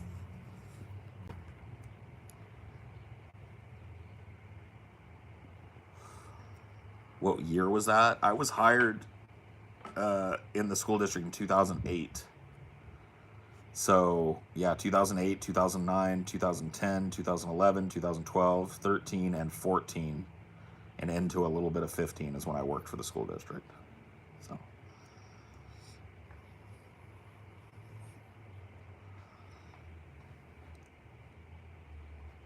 what does that kind of breakdown look like? Like panic attacks? I mean, yeah. See, at this point, I had, even though I was in my early 30s, I had a completely undiagnosed panic disorder. I'd been treated for depression on and off all my life, but never once was I properly diagnosed with panic disorders. And so I would have panic attacks and not know what they were. And it all came crashing down. Like, the stress level at my job went through the roof. I'll tell you guys this story, man. This shit is crazy. So we had this boss when I first got hired there, and he had been in the technology department since God was a boy. He had been a teacher in the district, and then he had transferred to the district office to run the technology department back when they were doing, like, tape-fed computers and shit. So this guy had done his job for something like 30 years. He was really competent, and he was really good with people. He understood the crazy nature of our job, and he was very, very defensive of us when we were criticized for something that was out of our control. He would go to bat for us immediately. Like if a teacher complained, oh, I'm having network problems every day and blah, blah, blah, blah, blah, and Paul doesn't do anything about it. He would explain to that teacher, the reason you're having network problems every day is out of Paul's control. The district does not have money to have Paul or anybody else rip out all the Cat 1 cable that's in your room. So Paul is doing his very level-headed best to provide a baseline of internet to your room, which is the farthest room on campus away from the server. So you're losing so much speed and so much connectivity because you are just out in the boonies and so far away from the server, and you're on such old architecture. So Paul is doing everything he can. He would go to bat. This guy was great to work for. Just a great boss. One of the best bosses I ever had in my life. Problem was, he was old. He was pushing, 70 when I got hired. And when he got to about 75 years old, he was like, I'm hanging it up. And everybody in the department was like, oh no. Because we knew that whoever replaced him was probably going to be a pale shade of him. And we were right. So this woman is hired. She is currently doing a tech job, not a technology director like this boss was that was leaving. She was doing a lower level tech job at a Bay Area school. She gets hired. It's this woman. And she comes in, and we all have this transfer of power meeting where the whole tech department comes in. It's our old boss. It's our new boss. It's like passing the fucking torch, right? And at that meeting, to be honest with you, the things that she said weren't ridiculous. She said, things you want to hear, like if it ain't broke, don't fix it. And I understand from talking to your boss here that, you're a very great team and that you guys work really hard. And that's really all I ask of you. I'm not looking to rock the boat. I'm not looking to change fundamentally how everything is done. And we were like, okay, maybe this won't be so bad. Dude, I get to work one day. And I showed up at one of my sites, and I'm sitting down, like, getting my laptop set up and starting to make my plan for the day. And I get this cell phone call from my stepbrother, who did my same job, but just at different schools. And he goes, PJ. I'm like, what? He's like, have you met this new boss yet? I was like, only at that meeting thing. And he was like, oh. He goes, dude, she's mean. And I kind of laughed. I was like, no, dude, because at the meeting she was fine. He was like, no, you don't understand. She's mean. He's like, you better watch out, man. I'm just letting you know. She's looking to fire people. And I was like, what? For what? He's like, I'm just letting you. He told me the story. She came over here and criticized everything I do. She went room to room and told me how I wasn't doing my job. Like, she might fire me. I was like, he was one of the best dudes. Like, his schools were routinely some of the best maintained schools. Easily one of the best guys on the team. And I was like, so I hang up with him. About 2 hours into my day, I get this phone call from the district office. I pick it up, and it's her. She goes, Mr. Parkey? I was like, yeah. She's like, I'd like to take a tour of your sites. I need you to come pick me up at the district office. I was like, okay, when? She's like, right now. I'm in the middle of shit. I'm like, okay. So I hung up with her, fucking sat down all the shit I was working on, let it fucking wait till the end of the day or whenever she's done with me. She wants to tour my sites. Yeah, Dolores Umbridge. Yeah. And so I go pick her up, and it's so awkward. She's in the car and not talking to me, I'm trying to make small talk. I'm like, so, yeah, I heard you come from the Bay Area. She's like, yeah. Like, okay. I was like, you got family? Did your family come down with you? Yeah.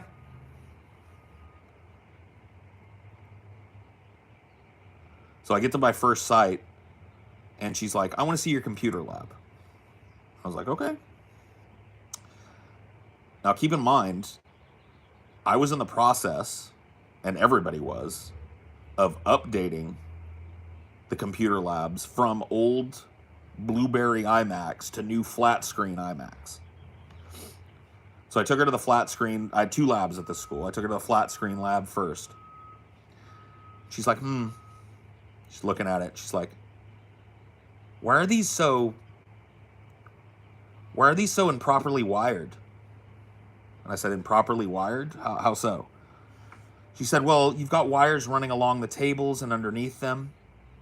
And I was like, because there's one hub in the classroom, one Ethernet port that I can plug into, and I have to split it amongst 32 machines. That's the way. She's like, that's unacceptable.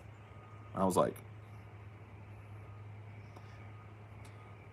took her to the second lab. This lab, like I said, it was the thing I was working on when she called me. It was about half done. I had half of the computers in there, brand new iMacs, and I had half of the computers in there, the old ones, and it was still running, functioning like that. And as I could, because kids were in and out of them all day, as I could, I was going in and swapping that shit out. So we go into that lab, and she goes, why is there so much mixed technology in here? And I said, well, I'm in the process of swapping out these older iMacs for the newer ones. Why isn't that done yet? Well, it's a time-consuming process, and these labs are used every day by kids, so I kind of have to do it in between time, and I get one done, and then the kids come in, and I get another one done, and then... She's like, that's unacceptable. So now I've been told that the 2 major projects that I'm working on at the school that are functioning as well as I can make them function and set up exactly like everybody else's everywhere else in the district are unacceptable. We go classroom to classroom. Why does this classroom have old computers in it? Well, there's not enough new computers to replace all the old computers. They didn't purchase enough. That's unacceptable. Why is this computer unplugged? Teachers will oftentimes unplug computers to keep kids from playing with them. It's part of what they do to punish the kids. They'll unplug the computers, and then, when I see that they've done it, I'll come back and plug them back in. I haven't been in this room in a while. That's unacceptable.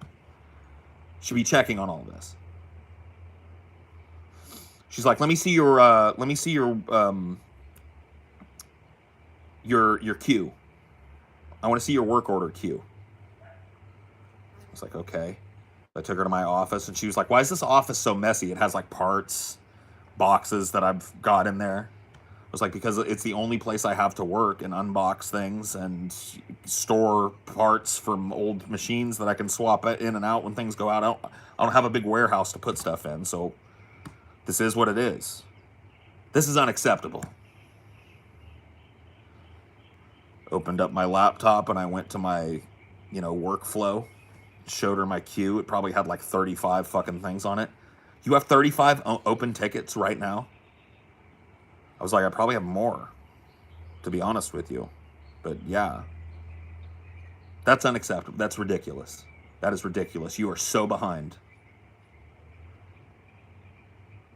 And so I just told her, I'm one person. I said, you're not going to find anything different at any of the other sites under any of the other techs. This is the way we work. We're one person doing the job of about 5 people.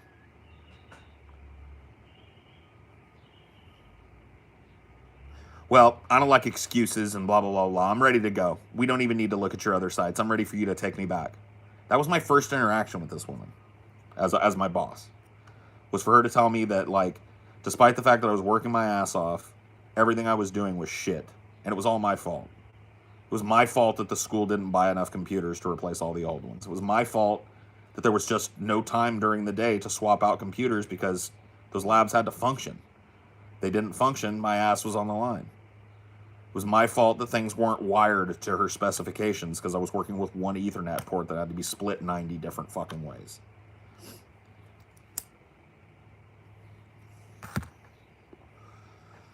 So that happened. And she's just like this ball buster of a boss. And we know she's not ever going to have our back. So I get a call one day from her, and she brings me in. She goes, Paul, I like your training. I like when you do your smartboard training. And I was like, thanks. She's like, you're good at that. And I said, thanks. She goes, that's what your job's going to be from now on. I was like, what? I'm making you a trainer. Now, here's the problem. The position doesn't exist yet. But you're going to start doing it anyway. That's how you get a position made. So I'm going to have you stop taking care of your schools. You're going to report to the district office, and you're going to do all of our trainings. And you're going to work day in and day out on training modules. And you're going to learn the insides and outsides of every piece of technology. And you're going to come up with training plans for all of it. And I was like, who's going to take my schools? Oh, we're just going to distribute them amongst the guys. They hadn't hired any new people. So I was like, so everybody else is going to get an extra school. And I'm going to be here sitting on my ass at the district office working on trainings. Yep. Okay. So I started reporting to the district office. Sitting in a room by myself all day. Planning trainings. Maybe once a week actually giving a training. And still with no guaranteed position. The position I was working didn't exist. So I remember one day, so I'm working, I'm doing all of that shit. And I remember my boss calls me into her office. And so I go in and she goes, I've got a couple of things for you. I was like, okay. She said, number one, I want you to go to this conference in San Jose. It's a Google conference, a Google education conference. And I want you to go there, and I want you to scope out the new technology and report back, like what's going on and things that you think we could integrate. And I was like, okay, I've done stuff like this before. So I was like, okay, that's fine. And she goes, and another thing, I've accepted a job offer and blah, blah, blah. I can't even remember where she was going. So I'll be leaving. And I was like, my position doesn't exist yet. And by that time, she had filled my old position with a new hire. My position doesn't exist yet. Oh, I'm going to take care of that. I've been working on that. I'm going to make sure that I onboard the new guy that comes in, and so that he knows that that's the trajectory and that we're going to get that taken care of for you. Basically, I knew I was going to be screwed out of a job. So I'm driving to San Jose.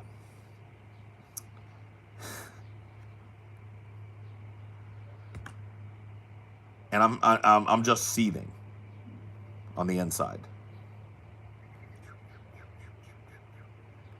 My mom calls me and she goes, "Honey, didn't you say you were going to San Jose?" It's like, "Yeah, Mom, I'm going to San Jose." She's like, "There's riots everywhere. They're rioting right now. We're watching it on the show. You got to be safe." I was like, "Oh." So my mom gets me all riled up about that, and I start having a panic attack on the way there. I get there to the conference, and I go to the orientation, and I knew from the orientation that this was going to be bullshit, that I was going to learn nothing, that there was going to be nothing useful to our district, and that I was basically wasting my time being there. So I stayed the first day. It was a 2-day conference. The second day, I decided, fuck this, I'm not going to stay here all day. I'm going to cut out at 10. I'm going to go to this one class. I'm going to try out Google Glass. And then I'm leaving at 10 to beat the traffic. I'm going to just get home. And I knew I was going back to basically not having a job. And so I'm on the road, and I see this car behind me. And I start to develop this narrative as my panic gets worse and worse that this car is following me. Even though I'm on one long straight road, I keep seeing this car like pull up all close and then drop back, but they'll never pass me. A couple of times, like at least one time, I saw the car like pull off, and I went, and then they would flip a U and pull right on back behind me, but farther back. And I was like, they're fucking following me. I'm being surveilled. And so in my mind, I created this huge fiction that the district office was spying on me, and that they were looking to see how many breaks I took and if I stayed the whole day. And this person was like a private eye that they were having following me around. This is ridiculous. The idea that the district office, which never had a dime for anything other than salary increases for people at the district office, is going to pay a fucking 24/7 private eye to follow around one of their fucking computer guys is ridiculous. But that's what it was in my mind. By the time I got home, I was a mess. I went to my now ex-wife and I just fucking fell to pieces. I had a full fucking mental breakdown. I had to go to the fucking doctor. I was given FMLA. I took a month off. It was the craziest shit that ever fucking, like the worst breakdown I've ever had. The worst, I've had some meltdowns. I've had some panic events and shit. I've never had anything like that. It was just too much. I was pushed from every different direction. It was just awful. And so that's how I got out of the computer business. Because believe it or not, when the new boss took over, he was like, "Yeah, you're going to go back out to the sites." So all the shit that I'd been working on for the last year is just thrown in the trash. "Yeah, no, we don't need that. We're going to take you back out to the sites." It's like, and at least you had that. yeah, at least I wasn't just fired. But yeah, it's the shitty thing is like, yeah, you had all that existing mental stuff, but it was their fault for the breakdown. Well, that was the stressor that pushed all that shit to the maximum was their incompetent handling and their fucking high anxiety work environment that they maintain. Just a totally toxic and destructive fucking work environment. People have mental breakdowns that have no history too. Oh yeah. These jobs. People just get pushed, I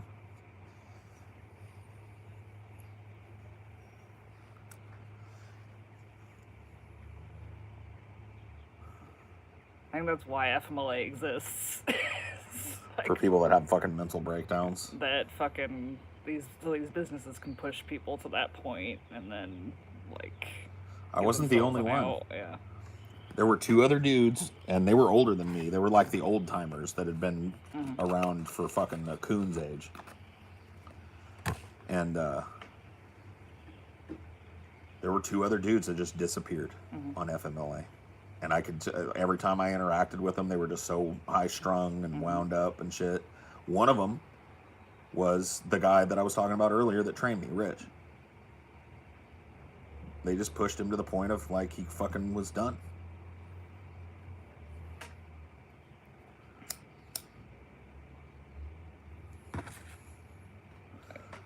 My stepbrother got out of it. He just walked in and quit. He quit during the reign of that female boss. He just walked in and just told her, like, I don't believe that you have my best interests in mind.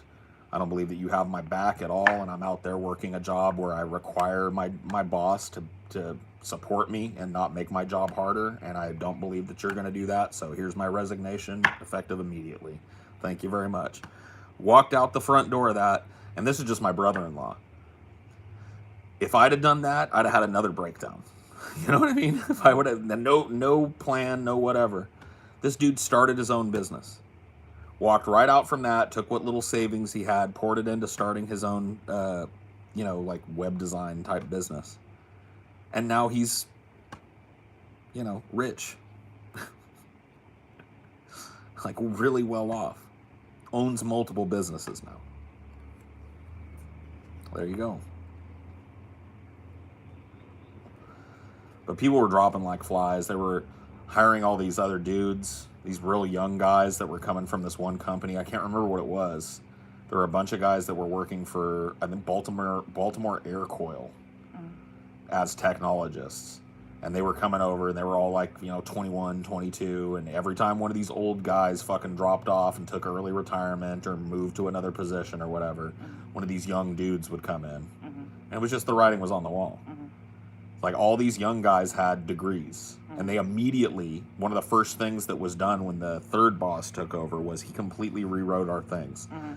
I was grandfathered in, but anybody that was hired for my position had to have a bachelor's degree in computer science, at least, and like 4 years experience. Yeah, but being worked like a fucking mule. Right, and so it was obvious that they were just stressing the old people to the max, so that they could replace them with these young bucks, you know what I mean, that were going to put up with the abuse for another 10 years, and then they'd get rid of them too. It was just a factory. And that first boss that I had, he didn't run it like that. He looked at it like a family affair. We all got to have each other's backs, because if we don't, nobody's going to get anything done. If somebody's going underwater at one of their sites, I don't berate them. I get all hands on deck. I say, hey, everybody, at 8 this morning, instead of reporting to your sites, you need to report to Paul's school. He needs help. We're going to help dig him out. These other bosses wouldn't have dreamed of doing shit like that. They wouldn't have dreamed of treating us like we were an actual team of people who were kind of co-responsible.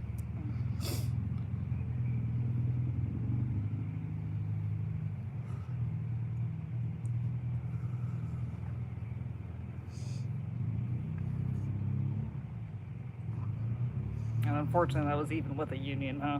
Yep. Not a very strong one, but the Educational Employees Union.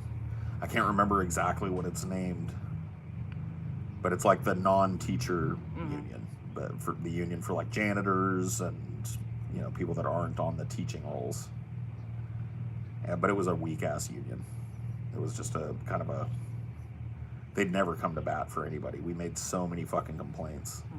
Remember, we all got together and wrote up a complaint, and pretty much everybody in our department signed off on it and sent it off. A grievance complaint.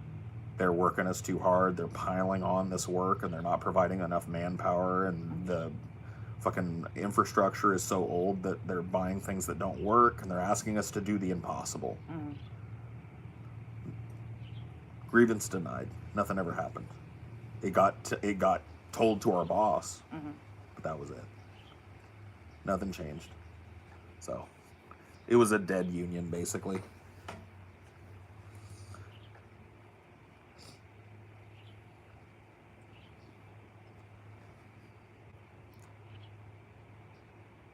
Well, that's exactly what it was. It was fighting a battle on two fronts. Because when you're a technology person, when you're like a tech support person for an entire site, in my case, 3 sites worth of people, and their shit isn't working, they don't care what the excuse is. It's on you. So not all of them, but some of them are just instantly combative. Like, why can't you get your shit together on this? Why can't you make this work? How long am I supposed to wait for that laptop? How long am I supposed to wait for this computer in my room to be fixed? How long am I supposed to wait? What are you even doing? And if I don't have a boss that's willing to take my back, if that escalates, I lose. I lose I have no support.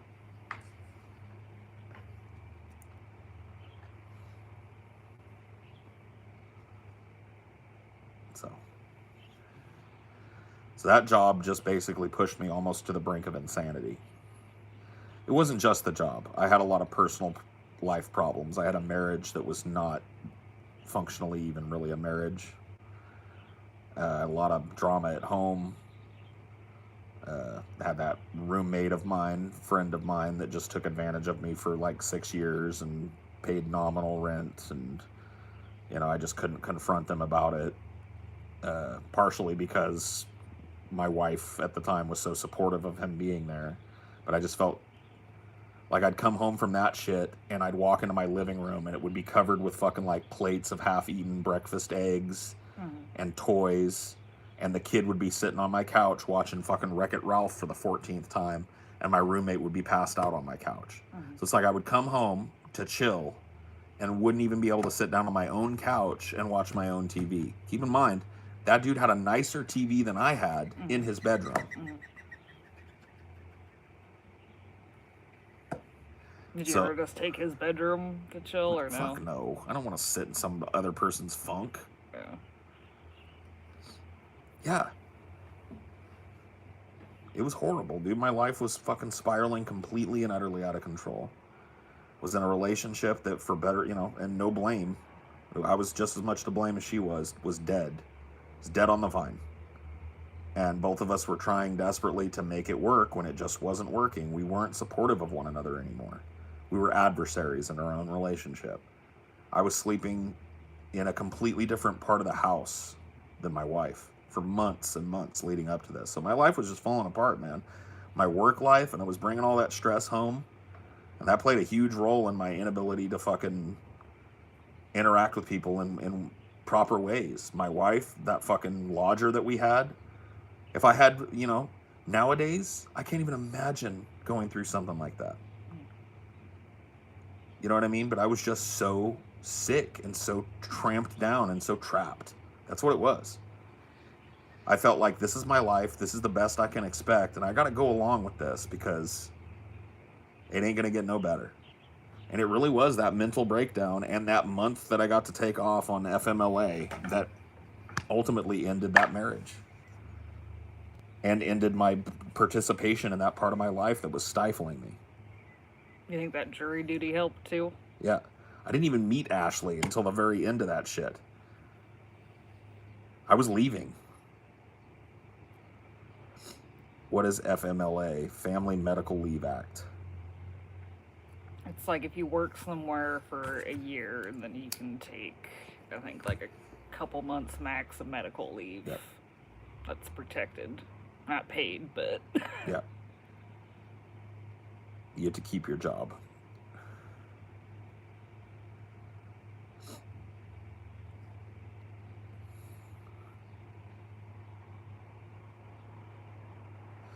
But yeah, man. As bad as, I can feel sometimes, I've been through so much worse, and I know how to appreciate what I've got. And I've learned how to stand up for myself and how to take control of my own environment to the point where I live how I want to live. I do what I want to do. And had I continued doing that, I'd probably be dead of a heart attack. Or not to be dramatic, suicide. I was on the road, dude. Just functionally non-functional. Barely making it. Running on autopilot. Running on fumes. Fueling myself with fucking Monster energy drink like it was fucking fuel. Yeah, like you're gassing up. Yeah. It tastes like gasoline, to be fair. Drinking 3 fucking Monsters a day. Eating like shit. Because there was no time to eat, so I just, Yeah, like that's how stressed you were. You were fatter even though you were Way walking fatter. around Yeah. all constantly. Yeah, way fatter. Dude, I used to do this shit where we would eat, right? We'd eat like a big ass dinner. Spaghetti and meatballs or whatever. We'd eat this big ass dinner. And then my ex-wife would go to sleep. And as soon as I could hear that she was asleep, this would have been like an hour after we ate, I would jump in my car and go to Jack in the Box and just get this giant bag of food and eat that. So I was just like looking for any kind of serotonin that I could get. Any kind of good feeling that I could fucking give my brain, I was looking for it. Because I was just barely making it. Just barely surviving. Was having like self-destructive thoughts. And it was at that point that I, at the beginning of that I got into therapy. And it was that therapy and then eventually that FMLA that I took that finally put me in the mental position to like take control of my own life and accept the consequences of my decisions, whatever those may be. I forget, did that jury duty happen after the FMLA? That jury duty, yeah. That jury duty happened right before the FMLA. Oh, okay. Well, no. Yeah, it was after. Yeah. Yeah, it was after the FMLA. Jury duty happened right before I quit and went back to school.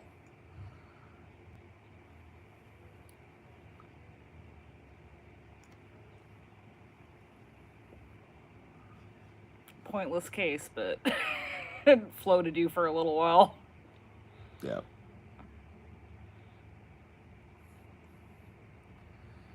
So I don't know. When it comes to the problems of work, I understand. I've got my time in, man. I spent a good 17 years of my 42-year-old life working what some people would call normal jobs.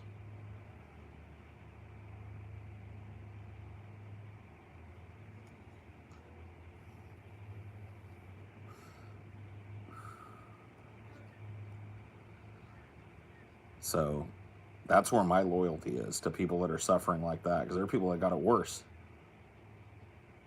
People working fucking 12-hour shifts 7 days a week, like that Kellogg plant. Yeah. So you were in school when you joined DP. I dropped out of school to move to Texas. But technically, yes, I was still enrolled in school at the time that I joined DP. I know it's probably just an outcropping of like you wanting to take your life in a new direction. You just didn't know what, and school was like. Well, here's what happened. Yeah. I incorrectly identified my ennui and the problems that I had with my life and everything else that I've mentioned as being totally work related. Like, if I didn't have this horrible job that I hate, then I could better relate to my wife, then I could take charge of this fucking renter situation and get that fucking done and have an environment and a day-to-day that I think is peaceful and fulfilling to me. And I did that. I quit the job and went back to school full-time. And it was really doing that put into focus how bad things were at home. Because once I was back in school and doing things mostly that were engaging to me and really working towards something I cared about, I was still miserable. I was afraid to go home. I didn't want to go home. And it wasn't because it was like abusive or anything. It was just so tense and awful there. It's like living with roommates that you're not even friendly with, And one of them is your wife. And it was just like that slapped me in the face. And it was just like, it wasn't just the job. This is broken too. This is fundamentally broken. And I gotta do something else. And so that's how the decision was made. But it still took me months to act on it. Took me months to work up the courage and work up the gumption to fucking pull the trigger on it. And when I did, there was no denying that the trigger was pulled. There was no going back. I described it at the time as like I basically like walked away from my life and chucked a grenade over my fucking shoulder.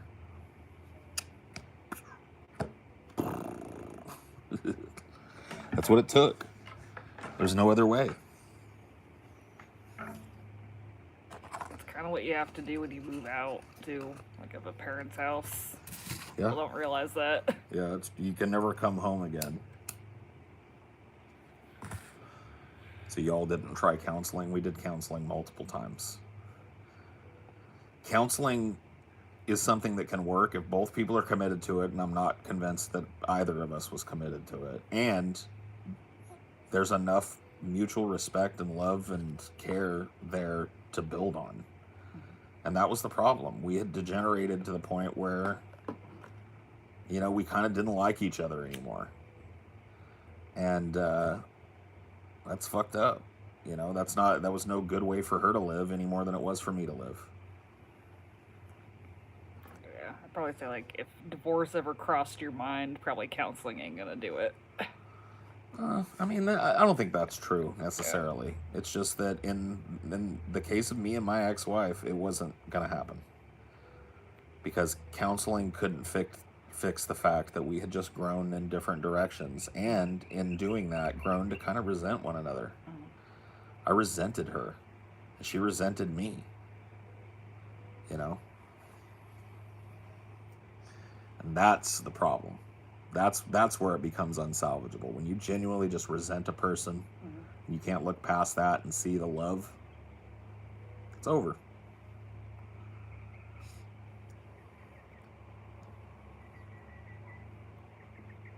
I heard someone say something the other day. There's no such thing as a bad divorce. Like, ultimately, everyone's better for it if it gets to that point. I don't know about that. Let's be honest. There are some dude, like, especially men, after a divorce, their whole life becomes like, basically $9 out of every $10 I make goes to child support, and I have to live in a fucking studio apartment. That's not better for it. Mm-hmm. In my case, there were no children involved, and there was no real. I chose to do a completely non-animosity based kind of divorce. I didn't ask for anything, and so there was no rancor. I signed it all away.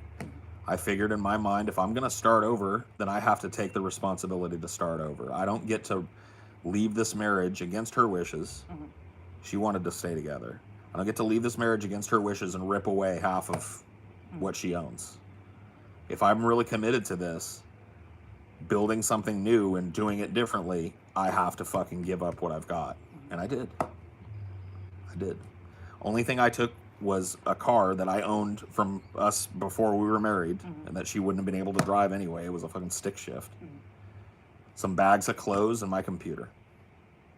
That's what I left that marriage with, and that's what I took. No property, no nothing.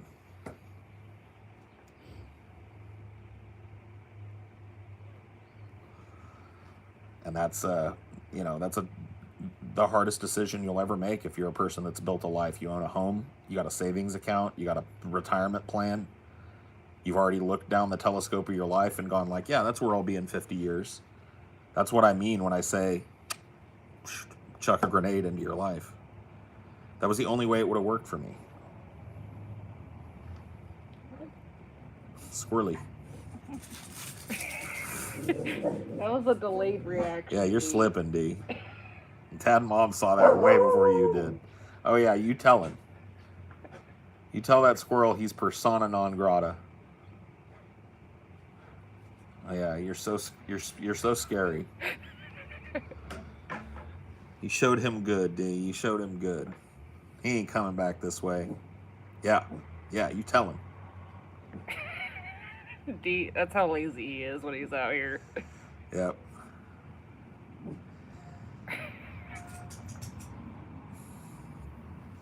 This whole see what your life is like thing is kind of toxic, man. Like, to try and say like, oh, this is where I'll be in 20 years, because people's lives don't work that way. And setting unrealistic goals for yourself, like building who you are and what you like about yourself, is the most important thing. Mm-hmm.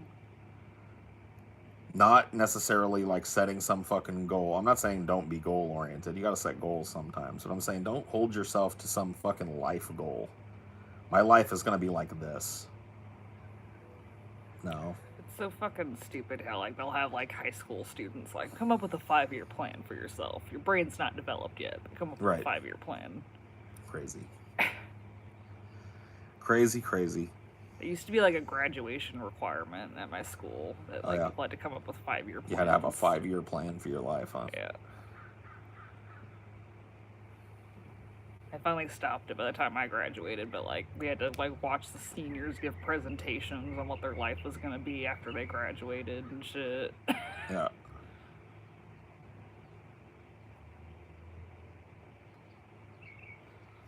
I don't know.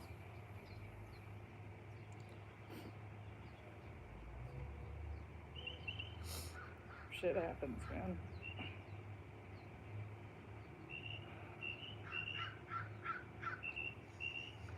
Shit does indeed happen. You should carve a staff for your stepdad out of that branch. Yeah. It's over there. Whittle him a wizard staff. Yeah. Oh, man. I don't think it's got enough wormholes. He likes the ones with the little worm trails on them. We'll carve them in.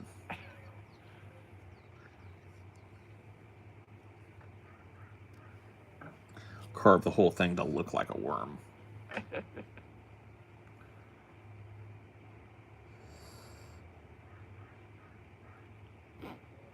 Oh, man.